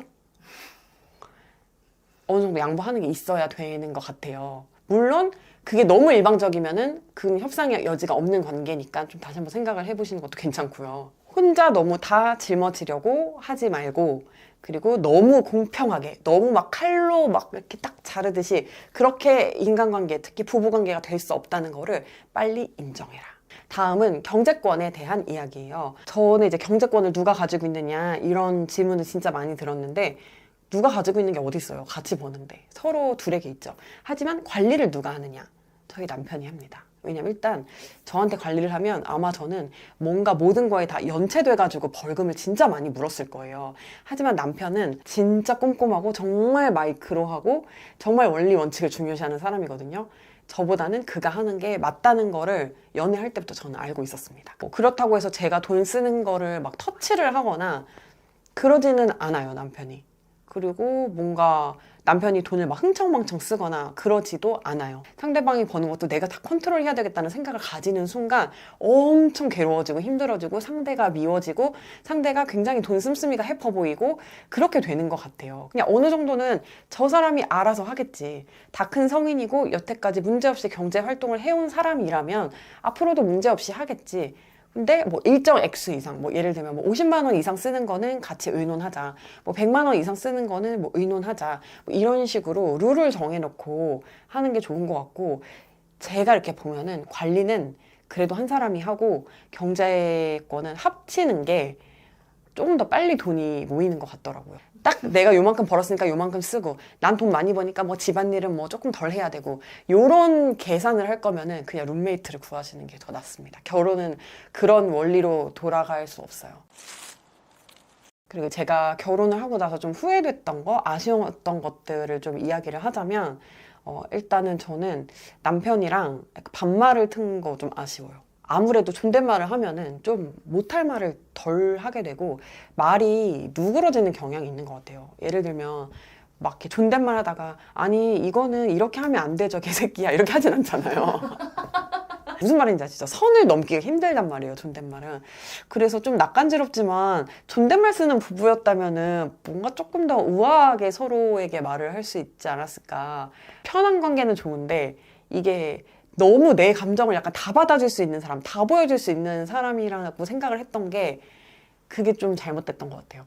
제가 뭐 예전 영상에서도 얘기를 했었는데 결혼을 할 때 그 수모 이모님 있잖아요. 챙겨주시는 분, 드레스 이렇게 잡아주시는 분, 그분이 저한테 세상에서 가장 가깝고도 어려운 관계가 부부관계라고 말씀을 해주셨는데 그 말을 이렇게 새겼어야 되는데 새기지 못해가지고 몇 번 선을 좀 넘게 되더라고요. 내가 원하는 부부의 모습보다는 조금 격이 낮아진 느낌이 들어서 존댓말이 아니더라도 서로 말은 좀 예쁘게 하는, 말은 좀 다정하고 배려 있게 하는 그런 문화를 좀 만들었으면 더 좋았겠다라는 생각이 들고, 그거는 이제 아이를 낳고 키우면서 더 그런 생각이 드는 게, 애 앞에서 조심해야 할 말이 있다는 것 자체가 평소에 언행이 좀 잘못됐다는 말일 수 있잖아요. 근데 저희는 되게 조심해야 될 말이 많더라고요. 두 번째는 기념일을 잘 챙기지 않았던 거, 그거가 좀 아쉽더라고요. 물론 이제 기념일마다 남편이 저한테 꽃도 사주고 뭐 선물도 사주고 저도 남편한테 사주고 뭐 나름 좀 좋은 식당에 가서 밥도 먹고 그렇긴 했는데 딱 그 문화가 있었으면 되게 좋았겠다는 생각이 드는 거예요. 그러니까 뭐 매년 뭐 처음 소개팅했던 그 자리에 가가지고 같이 밥을 먹는다든가, 매년 똑같은 자리에서 사진을 찍는다든가, 이런 게 있으면 기록을 쫙 보기에 너무 좋았겠다 이런 생각이 드는데, 살다 보니까 이게 또 밥 벌어 먹고 사는 그런 거에 또 치이다 보니까는 그런 거를 또 알뜰살뜰 챙기지 못했었어요. 그리고 좀 둘 다 별로 막 이렇게 이벤트에 막 이런 스타일이 아니라 그냥 결혼기념일이네 이런 스타일이어가지고 너무 그런 걸 약간 감흥 없이 넘어갔던 거예요. 모든 순간은 사실 내가 만들기 나름이거든요. 내가 이 순간을 특별하다고 생각하고 특별한 걸 준비하면 그날은 특별한 날이 되는 거예요. 그래서 우리 관계도 특별한 관계가 되는 거고, 그래서 그렇게 하지 못했던 게 좀 아쉬워요. 세 번째는 여행을 자주 가지 못했던 게 좀 아쉬운데요. 사실 그 결혼 정년기가 또 어떻게 보면은 업무 정년기이기도 해요. 그렇다 보니까 또 프리랜서이자 개인 사업자인 저희는 여행을 가면은 이만큼 손해를 보고 가는 거, 항상 그런 기회비용이 되게 큰 편이었어요. 한참 돈 벌 때니까. 그러다 보니까 마음 편하게 여행을 가지 못했고, 여행을 가더라도 뭔가 막 브이로그라도 하나 찍으려고 뭐래도 하나 찍으려고 그렇게 남편을 잡았다 사진 찍으라고. 근데 그게 조금 저는 지금에 와서는 후회가 되는 부분인 것 같아요. 편하게 정말 일상에서 벗어나서 이야기도 하고 서로 못 봤던 모습도 보고 막 액티비티 같은 것도 하고 이런 기억이 거의 없거든요. 앞으로 건강하게 좋은 체력으로 두 발로 여행 다닐 수 있는 날이 그렇게 생각보다 길지 않은 거예요. 한 20년? 정도밖에 없다. 20, 30년밖에 없다라고 생각이 드니까. 근데 우리의 12년은 정말 너무 금방 흘러왔거든. 해보고 싶었던 걸 다 하려고 하니까 시간이 되게 부족한 거예요. 조금 더 추억을 많이 남길 걸. 좀 더 진짜 홀가분하게 여행 좀 떠나볼 걸. 이거는 부부관계에서뿐 아니라 그냥 인생 전체에 대한 약간 그런 후회? 그리고 또 후회되는 거는 너무 부부 사이가 생활이 되어버리고 또 이제 이 부부가 그냥 가족이 되어버리다 보면은 서로 굉장히 긴장감 없이 느슨해진단 말이에요. 그러면 자기 관리도 좀 소홀하게 되고 막 잠옷 같은 것도 이쁜 거 안 입고 그냥 버리기 직전에 티셔츠 같은 거 입고 남편 팬티 내가 막 걸쳐 입고 이렇게 되는데, 그런 것도 물론 되게 편하고 특별한 관계라고 생각을 해요. 근데 그게 좀 지나치다 보면은 서로를 이성으로 보는 그런 감정이 사라질 수밖에 없다는 생각이 들어요. 그냥 이렇게 단순히 가족 같은 느낌, 우정 같은 느낌으로만 산다면 여자로서의 나는, 남자로서의 그는 생명이 너무 빨리 끝나버린 거잖아요. 그 부분은 되게 아쉬울 수 있을 것 같아요. 그래서 항상 좀 성적 긴장감, 이 말이 좀 약간 야한데 어쨌든 서로를 좀 이성으로 바라볼 수 있고 매력적으로 바라볼 수 있게끔 하는 그런 긴장감, 그런 거는 가지고 가는 게 좋을 것 같다. 이걸 약간 추천을 드리고 싶고, 멋있고 막 듬직하고 섹시한 남자랑 살고 싶지 더럽고 막 퍼진 아저씨랑 살기 싫듯이 우리 남편도 저한테 분명히 그럴 거거든요. 제 앞으로 제 결혼 생활 이런 거를 운용해 나갈 거냐면은 기록을 진짜 많이 할 거예요. 아이가 생겨서 그런 것도 있어요. 근데 제가 아기 돌잔치 때 막 이렇게 드레스를 입으면서 느꼈던 건데, 내가 드레스를 입어볼 날이 앞으로 평생 살면서 몇 번이 더 있을까라는 생각이 드는 거예요. 그래서 나 10주년 때 리마인드 웨딩 하려고. 나도 같이 하자. 그러니까 우리 같은 해 했잖아, 결혼. 리프레시 할 수 있는 그런 리추얼들을 좀 만들 거예요. 나중에 언제 또 하겠어요. 인생이 다시 오지 않아요. 되게 짧은 거예요. 생각하면 할수록, 나이 들면 될수록. 그래서 그런 것들을 많이 남기는 게 제 목표고요. 제가 후회됐던 걸 다시 한번 좀 바꿔볼 거예요. 그러니까 말투라든가 이런 거 짜증내고 보채고 상대방을 자꾸 바꾸려고 하고 그랬던 태도를 지금 이제 한 8년 넘게 살아보니까 바꿀 수가 없더라고요. 그리고 사실은 어떤 행동을 상대방이 했을 때 그게 굉장히 문제라고 느껴지는 거는 상대방은 아무렇지 않을 수 있어요. 그냥 그거 불편하게 느끼는 내가 문제일 수 있는 거거든요. 그래서 그냥 이게 그냥 내가 바뀌면 바뀔 수도 있는 문제다라고 좀 받아들이고 그리고 좀 예의를 다해가지고 남편을 대하려고 해요. 특히 제가 임신하고 출산하고 이러면서 이제 뭐랄까 약간 갑이 된 거예요. 그래서 좀 갑질을 한 부분이 있어요, 남편한테. 알아서 이렇게 눈치 빠르게 탁탁탁탁 챙겨주는 타입은 아니어가지고 그런 거에 대해서 되게 윽박도 많이 지르고 되게 막 이렇게 막 다그치기도 하고 너는 충분히 잘하고 있지 못해 라는 메시지를 되게 많이 줬는데 솔직히 욕 먹으면서 잘 되는 사람은 없는 것 같아요. 칭찬으로 키우는 거잖아요, 사람은. 그 양파도 칭찬하면 더 이렇게 잘 자란다면서요. 칭찬으로 한번 키워보려고요. 이건 해보고 제 효과가 없으면 말씀드리겠습니다. 괜히 막 콧대가 높아지고 으스댄다 이러면 제가 말씀을 드리도록 하겠습니다. 그리고 또 제가 앞으로 할 거는 저희 가정에는 아이라는 존재가 있지만 아이를 중심으로 또 흘러갈 수밖에 없어요, 가족이라는 게. 근데 그래도 어찌됐든 부부가 중심이 되는 가족을 만들 거예요. 요즘 애들은 너무 존중을 많이 받다 보니까 쉽사리 금쪽이가 되기가 쉬운데 전 아이를 그렇게 키우고 싶지 않아서 더 부부가 우선이 되는 가정을 만들려고 해요. 그리고 그 다음은 물론 지금까지 제가 살면서도 뭐 경제적으로 누릴 수 있는 건 최대한 누리면서 살았지만 근데 앞으로 모으는 것도 모으는 건데 누리는 것도 같이 하면서 모으려고 해요. 제가 이제 최근에 차를 계약을 했는데 차 계약을 해서 하는 말은 아니고 그냥 이제 40줄 남편이 40이 넘고 제가 이제 30대 후반 나이가 지금 그런데 흥청망청 하는 게 아니고 예산 내에서 능력 내에서 쓰는 거라면 좋아하는 분야에 대해서는 조금 더 투자해도 되겠다라는 생각이 들어요. 그리고 우리 남편은 진짜 검소하거든요. 특별히 돈을 쓰고 하는 분야가 없어요. 그래서 이제 본인이 원하는 것들은 한두 개라도 해주려고 해요. 그래야 나도 팡팡 쓸 수 있으니까. 오늘은 제가 결혼하면서 이렇게 했으면 좋았겠다라는 거 그리고 앞으로의 뭐 다짐 같은 거를 말씀을 드렸어요. 결혼 이제 시즌이 온다고 하니까 결혼 준비하시는 분들이 영상 많이 보셨으면 좋겠는데 여러분 결혼 축하드리고요. 상대방에게 뭔가를 얻으려고 하면 무조건 실망이 따를 수밖에 없는 것 같아요. 근데 내가 상대방에게 주려고 하면 실망이 있을 수도 있지만 상대방이 염치가 있고 정말 좋은 사람이라면 같이 서로 주려고 하면서 사랑이 더 커지지 않을까라는 생각이 들고요. 생각보다 결혼은 현실인 건 맞는데 무섭다기보다는 재밌는 거에 가까웠어요, 저에게는. 여러분도 행복한 결혼 생활 하시길 바라겠습니다. 그럼 모두 잘 자요. 안녕. 잘 듣는 회원님들 안녕하세요. 말 많은 소녀입니다. 반갑습니다. 오늘은 새로운 장소.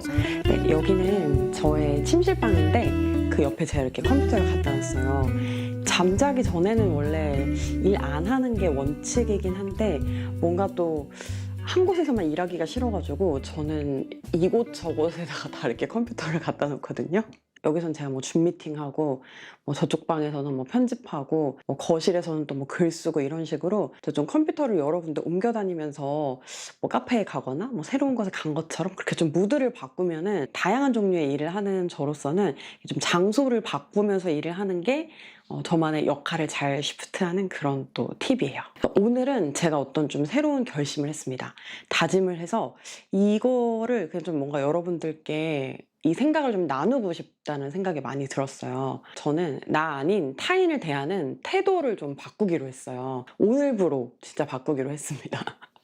이렇게 말을 안 하면 또 제가 다시 원상태로 돌아가서 이 과정을 또 다시 반복을 할 것 같아가지고 이거를 좀 제 기록으로서 또 남겨놓는 의미도 있어요. 저는 착하게 살기로 결심을 했습니다. 뭔 뻔한 소리야 이렇게 하실 수도 있는데요. 이게 사실 이제 요즘 세상에서 착한 게 미덕이 아닌 지가 꽤 오래된 것 같아요. 저도 착한 거 미덕 아니라고 생각하고 살았고 어떻게 보면은 좀 독해지려고 세지려고 강해 보이려고 되게 오랜 시간 노력했던 것 같아요. 몇 번 이렇게 좀 뭐 무례한 사람들한테 공격을 받는다든가 제 의견을 상대방이 조금 더 잘 받아들여줬으면 하는 상황에서 제가 착해 보이는 것보다는 그냥 못됐고 그래서 함부로 하면 쟤한테 잘못 걸리면 큰일 나 이런 인상을 주는 게 더 좋겠더라고요. 그리고 자라온 환경 자체가 저희 부모님은 항상 나대지 말아라. 그러니까 잘나서 막 눈에 띄고 이런 거를 좀 좋아하셨다기보다는 그냥 무난하고 평범하고 눈에 띄지 않고 그래서 다른 사람들한테 공격도 받지 않고 이런 걸 훨씬 더 좋다고 생각을 하셨던 것 같아요.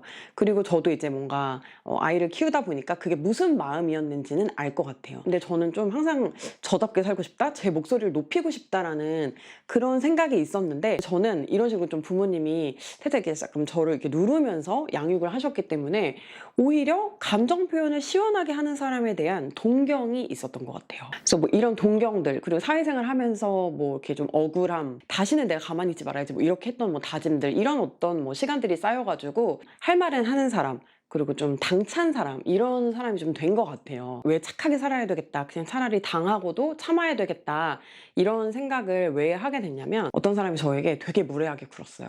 문자를 진짜 이만큼 썼다가 그냥 그 사람이 보통 이런 사람이 아니라 약간 인격장애인 사람이라는 걸 좀 깨달아가지고 그 문자 그냥 안 보냈거든요.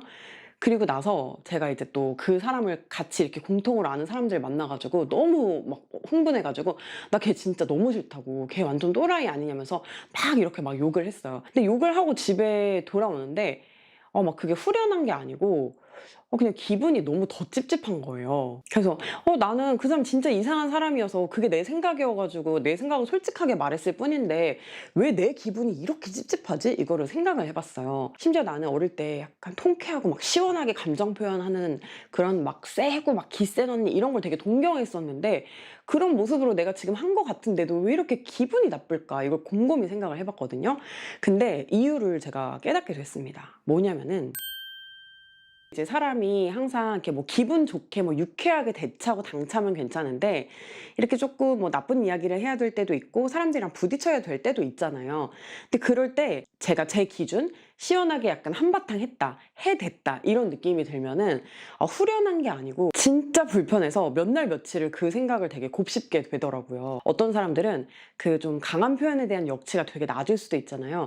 근데 그 사람들에게 조금 상처가 되거나 무례하지 않을까? 싶은 말들을 제가 내뱉고는 되게 깜짝 놀랄 때도 있어요. 약간 제가 말을 좀 세게 하고 지르고 막 복수를 한다 막 이런 마음으로 말을 했을 때 제 마음이 불편한 거 플러스 또 하나 이 문맥을 파악하지 않은 어떤 사람에게는 저를 비난할 빌미를 준다는 생각이 들더라고요. 그래서 이게 정말 현명한 방법이 아니구나 라는 걸 깨달았어요. 동백꽃 필 무렵이라는 드라마를 예전에 좀 봤었는데 그 드라마에 나오는 동백이라는 여주가 있어요. 근데 그 동백이는 뭔가 주변 사람들이 되게 자기를 오해하는 말을 뭐 만들어서 막 하거나 뒤에서 욕을 하거나 이런 거를 다 알고 있으면서도 그냥 넘겨요. 거기에 상처를 받지만 일일이 대응하거나 뭐 대꾸하지 않아요. 그게 뭐 시간이 지나면 알아주겠지 하는 마음이었는지 뭔지는 잘 모르겠지만 어쨌든 그냥 넘깁니다. 사람들도 바보가 아니잖아요. 그러니까 사실 뭐가 진실이고 뭐가 아닌 건지는 아마 다 알았을 거예요. 근데 그러다가 뭔가 동백이가 자기의 의견을 되게 강하게 피력을 하는 그런 순간이 와요. 근데 그때 돼서 아무도 동백이한테 뭐라고 하지를 못해요. 말하고 목소리를 높여야만 하는 일이니까 목소리를 높이겠다는 거를 다 아는 거예요. 차라리 그냥 무례한 태도를 좀 참고 손해를 보고 상처를 좀 받더라도 똥 밟았다 이렇게 생각하고 지나갔으면 그랬으면 오히려 어땠을까?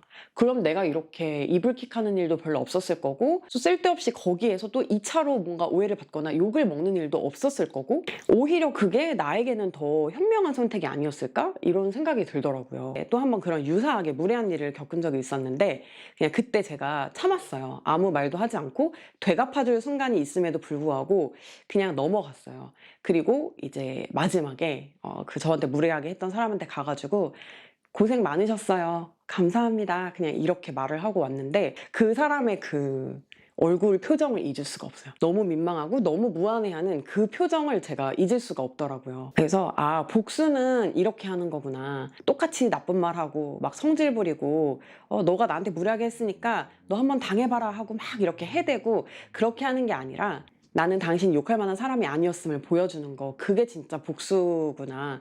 그게 진짜 똑똑한 사람이 처신을 하는 방법이구나. 이런 걸 그때 좀 깨달았던 것 같아요.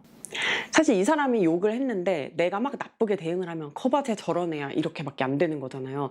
맞아 내가 욕해도 싼 사람이었어 쟤 별로야 이렇게밖에 안 되는 거잖아요.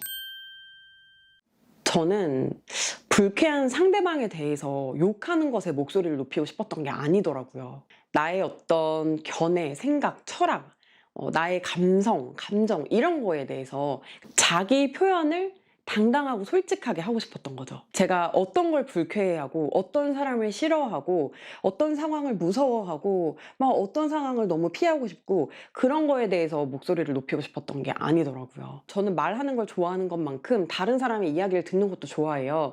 다른 사람이 이거에 대해서 어떻게 생각을 하는지, 다른 사람의 취향은 어떤지, 다른 사람이 뭐 인생에 어떤 것들을 겪어왔는지 이런 걸 이야기하는 건 좋지만 그냥 이 사람의 불평, 이 사람이 진짜로 막 뭔가를 되게 싫어하거나 뭔가에 대해서 막 깊은 고찰을 해가지고 막 혐오하거나 이런 게 아닌 그냥 순간의 어떤 불평 같은 말 있잖아. 아, 나 이거 너무 싫어. 아, 나 그 사람 너무 싫어. 아, 나 걔 너무 재수없어. 아, 나 막 그런 애 너무 막 진짜 피하고 싶어. 이런 거는 저도 되게 스트레스를 받고 그 부정적인 무드가 옮아오잖아요. 제가 그런 불평쟁이가 되고 싶었던 건 아니더라고요. 그래, 나는 내 생각에 대해서, 내가 좋아하는 것에 대해서, 내가 자주 생각하는 것에 대해서 목소리를 높이자. 근데 내가 다시 들어도 별로 기분 좋지 않고 남에게 이야기를 해서 나에게 좋을 것도 없는 그런 거에 대해서는 그냥 혼자 속으로 삭히자. 왜냐면 난 어른이니까.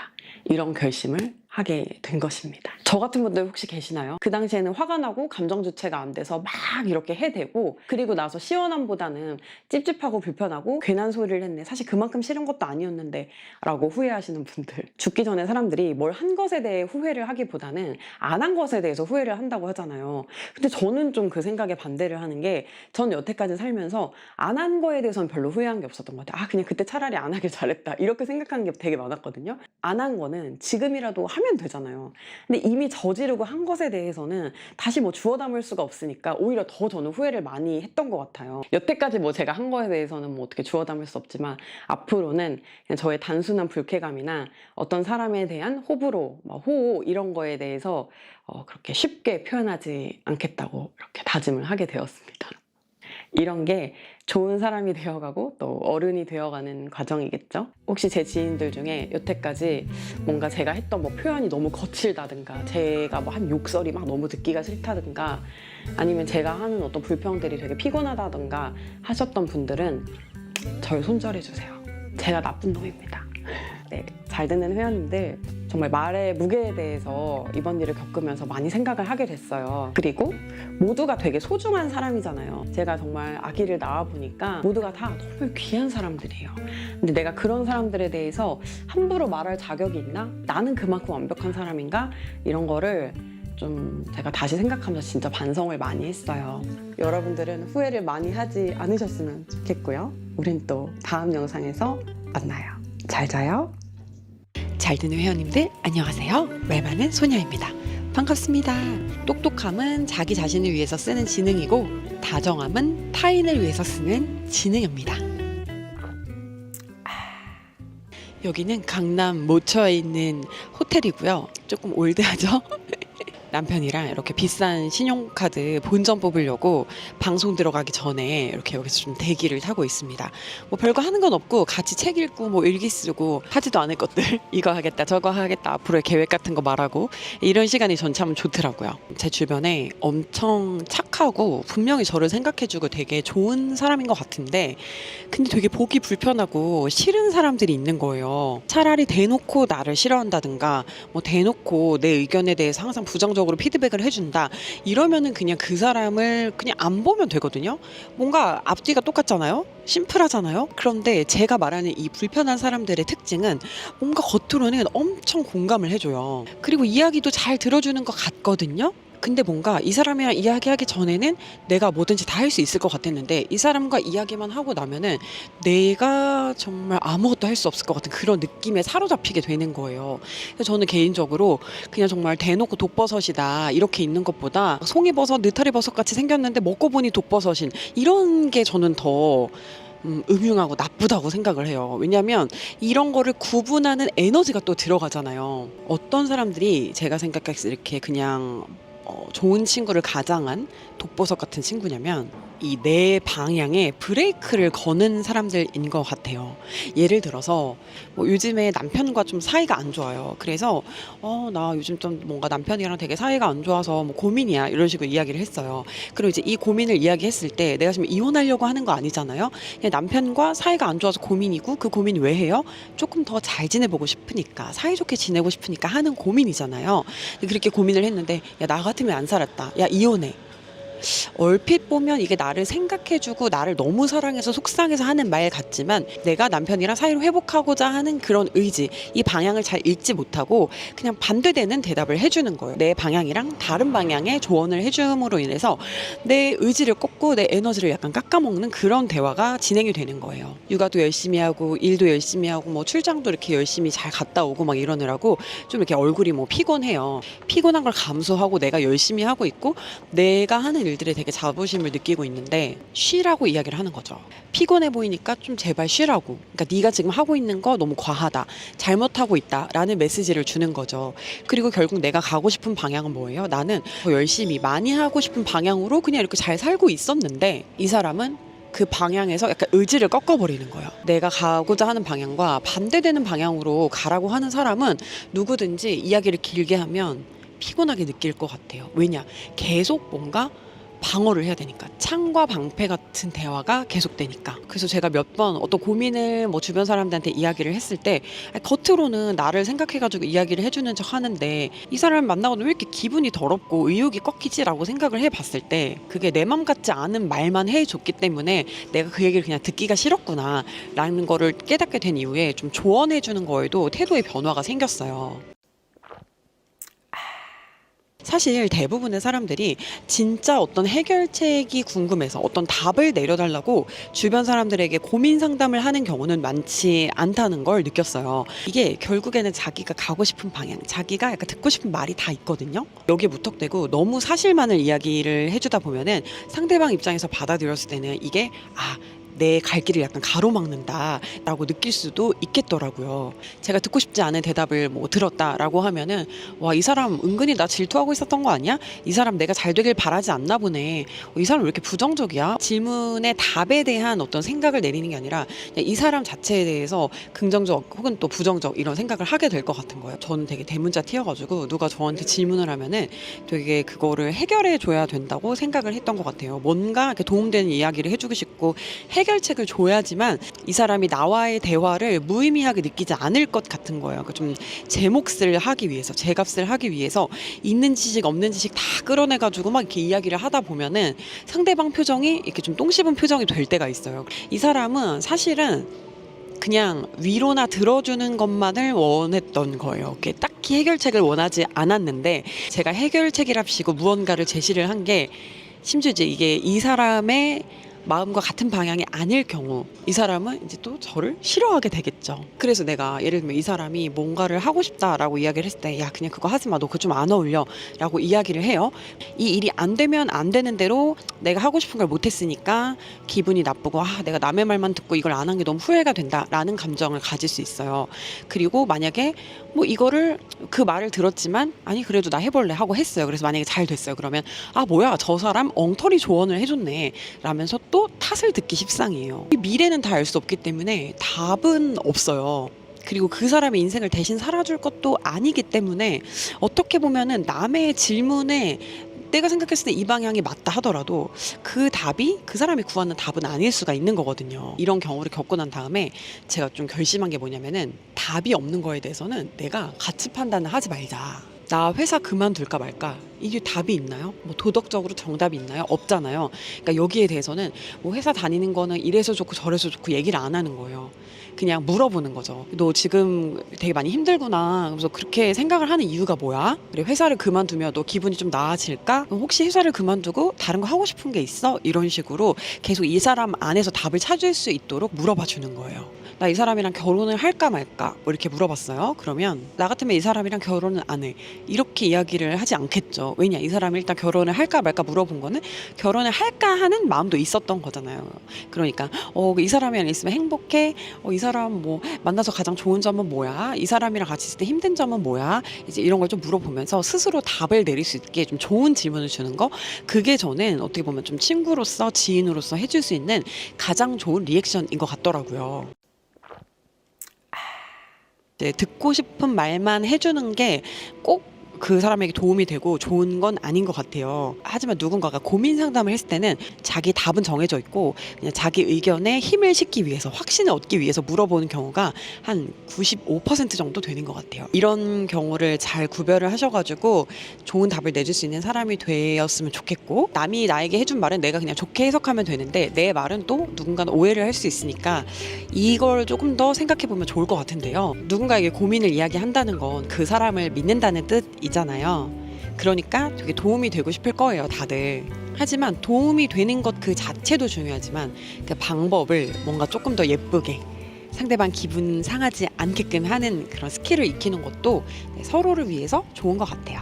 그리고 마찬가지로 상대방이 답을 내리는 거는 그 사람 선에서는 최선을 다한 대답일 수 있어요. 하지만 누구도 내 인생을 책임져 주지 않잖아요. 그리고 어차피 내가 듣고 싶은 이야기 못 들으면 기분이 나쁠 거잖아요. 너무 중요한 문제를 이렇게 물어보면서 책임을 전가하는 그런 거는 하지 않는 게 더 좋은 것 같습니다. 똑똑함은 자기 자신을 위해서 쓰는 지능이고, 다정함은 타인을 위해서 쓰는 지능입니다. 오늘 영상은 여기까지예요. 여러분 잘 자요.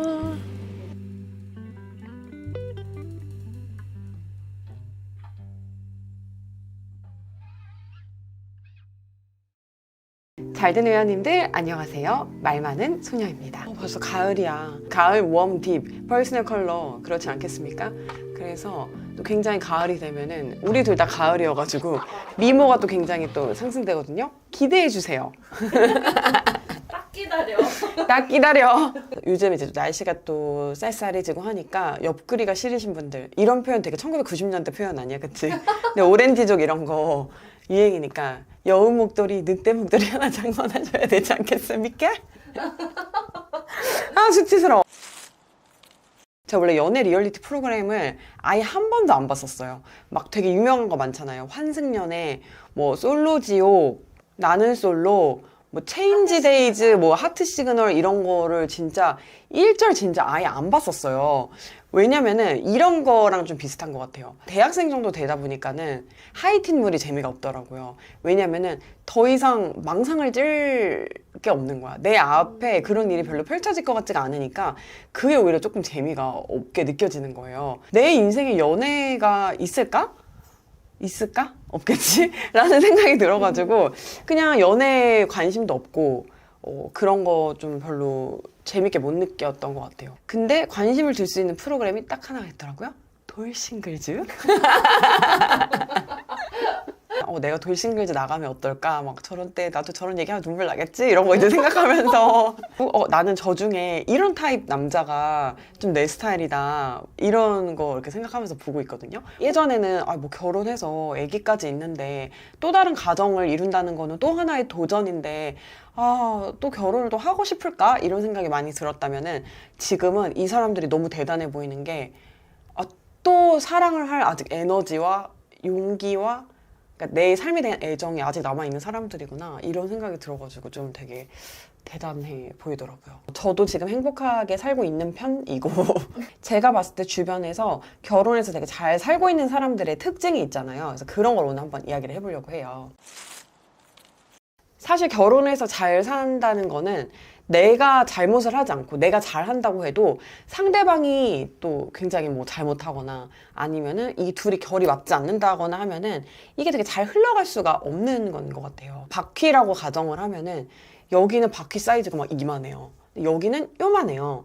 그러면은 얘도 얘 나름 최선을 다하고 얘도 얘 나름 최선을 다해서 굴러가고 있지만 이게 속도가 맞지 않고 이 평행이 맞지 않잖아요. 둘의 뭐 어떤 접점을 찾아가지고 잘 맞춰서 살아간다면 사실 베스트겠지만 대부분 생긴 대로 살게 되잖아요, 사람들이. 그러다 보면 한쪽이 너무 뭐 과한 희생을 하게 되거나 아니면 희생을 하고 맞춰주려고 했음에도 불구하고 이혼으로 가게 되거나 뭐 이런 경우들이 많은 것 같아요. 그래서 오히려 결혼을 해보니까 왜 이혼을 하는지가 너무 납득이 되더라고요. 그래서 제가 하고 싶은 말은 뭐냐면 결혼해서 잘 사는 사람들의 가장 큰 특징 중에 하나는 두 사람이 되게 비슷하면 잘 사는 것 같아요. 근데 이 비슷하다는 말은 예를 들면 막 성향도 너무 비슷하고 취미도 비슷하고 뭐 식생활도 비슷하고 이런 걸 의미하는 건 아니에요. 그런 게 맞으면 갈등이 덜 하겠죠. 근데 이 비슷하다는 말은 서로가 서로의 사고방식을 완벽하게 이해할 수 있는 거. 그게 저는 비슷함이라고 생각을 하거든요. 저는 그래요. 우리 남편이 되게 남들이 보기에는 엄청 특이한 사고방식을 가지고 있는 게 있어요. 어제 우리 둘이 장을 봐가지고 아이스크림 10개를 사놨어요. 근데 이 사람이 출근하고 집에 왔는데 아이스크림이 하나도 없는 거예요. 그러면은 내가 사둔 내 아이스크림이 어디 갔어? 이제 이렇게 이야기를 하는 거예요. 그러면 보통 사람 같으면 마음이 상하잖아요. 아니 같이 샀으면서 왜 자기 아이스크림이래? 내가 먹었을 수도 있지 왜 자기 거라고 이야기해? 하면서 기분이 나쁠 수 있잖아요. 근데 우리 남편의 생각은 이건 거예요. 그냥 내가 사둔 그 아이스크림 행방이 진짜로 궁금한 거예요. 뭐 한 명이 막 정말 여러 개를 먹지 않는 이상 이게 다 없어지기가 좀 힘든데 뭐 중간에 손님이 왔던 건가? 뭐 어땠던 건가? 하면서 진짜로 아무런 사심 없이 그냥 궁금한 거예요. 근데 이 사람을 이렇게 이해해 줄 수 있는 사람은 저밖에 없어요. 이 사람이 좀 객관적으로 봤을 때 서운하거나 좀 뭐 차갑거나 이런 말을 하더라도 그냥 저는 그냥 궁금했구나 이렇게 이제 넘길 수 있는 거예요. 그래서 저희가 그런 데서 별로 갈등이 일어나지 않는 것 같아요. 근데 그래도 저는 말투를 되게 많이 지적하긴 해요. 왜냐면은 저만 그걸 이해할 수 있으니까. 저 말고 다른 사람들은 그거를 이해 못할 수도 있는 거잖아요. 그래서 이 사람이 오해받지를 않기를 바라는 마음에서 자꾸 입을 대고 좀 잔소리를 좀 하고 있긴 합니다. 물론 사람이 또 다른 사람을 완벽하게 이해한다는 것 자체가 뭐 불가능한 말일 수도 있어요. 하지만 서로에 대해서 대부분의 그리고 많은 주요한 것들을 이해할 수 있는 사이, 그런 사이들이 좀 오랫동안 되게 결혼 생활을 잘 유지를 하더라고요. 나는 저 사람이 이해가 안 되지만 그냥 인정을 하고 넘어간다? 이것도 난 이해라고 생각해. 그냥 참을 수 있는 정도에서 이해가 불가능한 거잖아. 그리고 나머지는 그냥 이해하니까 또 참을 수 있는 거거든요. 그리고 또 되게 잘 사는 사람들을 보면은 또 어떤 특징이 있냐면 서로의 리즈 시절을 되게 매력 있다고 기억하고 있는 것 같아요. 이렇게 강아지들 볼 때 근데 보통 아기들이 되게 예쁘고 노견들이 좀 이렇게 아무래도 뭐 털도 빠지고 뭐 기운도 없고 뭐 이런 애가 좀 덜 예쁘다는 생각이 들잖아요. 근데 저는 그 강아지를 봤을 때 걔를 어릴 때부터 본 강아지면은 늙어서도 그 어릴 때 되게 예쁜 모습이 기억이 나고 보여가지고 그냥 걔가 마냥 아기 같고 되게 예쁜 거예요. 그래서 그거를 생각했을 때 부부 사이도 좀 그런 것 같아요. 우리가 이렇게 보면은 그냥 다 아줌마, 아저씨, 할머니, 할아버지고 뭐가 이성으로서 좀 매력 있는지 그런 거를 우리는 잘 모를 때 있잖아요. 근데 서로는 서로를 막 되게 대단하게 생각하고 지금은 뭐 많이 이제 늙었지만 뭐 옛날에 장난 아니었다 이런 식으로 이제 서로를 기억하는 사람도 있잖아요. 한창 그 상대방이 리즈였던 시절이 되게 강력하게 박혀가지고 그 사람을 볼 때 그 모습이 겹쳐 보이는 게 아닐까라는 생각이 들더라고요. 그래서 그런 사람들은 서로에 대해서 약간의 긴장감과 불안감을 가지고 있는 것 같아요. 제가 지금 이래도 예전에 장난 아니었어. 그리고 관리하면 언제든지 다시 그런 모습으로 돌아가서 또 더 매력적일 수 있어 라고 생각을 한다든가, 내가 굉장히 매력적으로 느끼는 점을 다른 사람들이 봤을 때 그 사람도 이걸 분명히 매력적으로 생각할 수 있을 거야 라고 생각을 한다든가, 그러니까 그런 마음이 있으면 서로에 대한 이성적 호감, 이성적 끌림이 사라지지 않는 것 같아요. 물론 굉장히 줄어들고 가끔만 생각날 수는 있지만, 그리고 또 잘 사는 사람들의 특징이 이 부분은 되게 성향이 닮아있다, 진짜 좋아하는 게 비슷하다, 쿵짝이 잘 맞는다, 이런 생각이 딱 드는 경우가 있거든요. 근데 그런 경우도 되게 다들 잘 사는 것 같아요. 특히 부부 모임 같은 거 좀 막 많이 생기잖아요, 결혼하고 나면은. 근데 그런데 갈 때 한 명은 모임을 너무 좋아하는데 뭐 한 명은 너무 싫어한다, 한 명은 뭐 술 너무 좋아하는데 한 명은 뭐 너무 싫어한다, 한 명은 이 사람을 막 되게 좋아하는데 한 명은 싫어한다, 한 명은 막 사람들 잘 챙기는 걸 좋아하는데 한 명은 챙기는 거 막 되게 아까워한다, 이런 게 좀 갈리면은 이런 사회적으로 어떤 우리 부부가 같이 나서는 그런 활동을 하기가 좀 힘들어지는 것 같아요. 그러니까 둘 다 사람 만나는 거 싫어 이럴 수도 있는 거고, 둘 다 우리는 일주일에 한 번씩 막 맥주 파티 할 거야 막 이런 거 있잖아요. 그런 것도 어떻게 보면 일종의 막 교우 관계나 아니면은 뭐 취미라고 할 수 있잖아요. 그런 것들이 딱딱 잘 맞는 사람들은 삶의 만족도도 높고 둘의 삶에 서로가 있음으로 인해서 재미가 훨씬 더 올라가는 것 같더라고요. 근데 저희는 사실 막 쿵짝이 엄청 잘 맞거나 그렇다기보다는 어떻게 저는 그걸 극복을 했냐면은, 그냥 저는 남편이 제가 하는 모든 거에 참여하기를 기대하지 않아요. 그냥. 그러니까 어떻게 보면은 포기를 하고 왕따를 시키는 거죠. 그리고 그냥 전 제가 하고 싶은 대로 해요. 근데 남편이 그거에 대해서 별로 뭐 제재를 하거나 토를 달거나 그러지 않아요. 그리고 제가 하는 것 중에 되게 재밌어 보이거나 뭐 누구를 만나는데 같이 만나고 싶거나 이러면은 자기도 껴달라고 이렇게 이야기를 하면 저는 그때 이제 남편 초대하고 이런 식으로 해서 성향이 다르고 쿵짝이 딱 맞진 않더라도 그냥 그런 식으로 서로의 어떤 결정이나 서로의 성향을 이해를 해주면서 맞춰가고 있어요. 뭐 이런 것도 하나의 방법일 수 있지만 쿵짝이 진짜 잘 맞아서 둘이 있는 시간이 너무 즐거운 사람들 혹은 둘이 함께 어디 나가서 막 무언가를 하는 걸 너무 즐거워하는 사람들도 있잖아요. 그런 사람들 보면 되게 행복하겠다 생각이 들고 또 부럽기도 한 것 같아요. 네 번째, 잘 사는 부부들의 특징을 보면은 서로의 부모님을 서로가 잘 차단 내지는 관리를 합니다. 뭐 남편이 뭐 집안이 굉장히 막 끈끈하고 뭐 시부모님과의 막 접촉이 되게 많고 이렇게 하더라도 저는 이게 별로 이게 스트레스가 아닌데 제 친구들 보면은 그냥 전화하는 것 자체에 너무 스트레스 받는 사람도 있고 그냥 만나는 것 자체에 너무 스트레스 받는 사람도 있는 것 같아요. 그리고 어른들도 이렇게 또 편하게 대해주시는 그런 어른들이 있는가 하면은 사사건건 되게 못마땅해 하고 좀 건의적이신 분들도 계시잖아요. 그것도 서로의 궁합이 어떻게 맞느냐의 차이이기도 한데 배우자가 감당할 수 있는 수준만큼만 관계를 맺게 해가지고 부모님과의 관계 때문에 불화를 만들지 않는 게 잘 사는 부부들의 특징 중에 하나인 것 같더라고요. 그리고 주변에서 이제 이혼한 사람들 보면은 뭐 남편 문제도 있는데 결국에는 가족 간의 문제가 부부 문제로 번지고 부부 문제는 어떻게든 둘이 맞춰가면 되잖아요. 근데 이 가족까지 이렇게 다 맞추기는 되게 힘들잖아요. 그러니까 결국에는 헤어지면 선택하는 경우도 진짜 많이 봤어요. 근데 그런 경우 너무 안타까운 게 그냥 어떻게 보면 한 달이 건넌 사이들이잖아요. 근데 그 사람들만 이 관계에 끼어들지 않았으면은 둘이 되게 행복하게 사랑하면서 잘 살 수도 있었는데 부부의 독립성을 인정을 해줘야 되는데 그러지 못하는 사람들 때문에 이런 일이 생기는 거잖아요. 그러니까 결혼하기 전에 저는 뭐 남편, 아내가 될 사람에 대해서도 잘 알아봐야 되지만 그 가족이 하나가 된다는 거, 특히 아이를 낳게 되면 가족 간의 관계가 더 끈끈해지고 만남이 더 잦아질 수밖에 없는 거거든요. 그런 것까지도 더 고려를 해봐야 되는 것 같아요. 끝으로 이런 말이 있었어요. 제가 이거 릴스 같은 데서 본 것 같은데 상대 남자를 내가 기른 남자라고 생각을 했을 때 그 사람이 엄청 자랑스러우냐 이렇게 생각을 해보면 이 사람이 결혼해도 될 사람인지 아닐 사람인지 알 수 있대요. 좋은 사람이 아니다라는 생각이 들면 그 사람은 여러분이 계속 만나야 될 사람이 아닌 건 거죠. 그러니까 내가 내 남자친구를 봤어요. 근데 내가 얘를 낳아서 길렀다고 생각하면 남부 그런 자식 이런 생각이 들면 아니라는 거죠. 오늘 영상은 여기까지입니다. 우린 또 다음 영상에서 만나요. 안녕.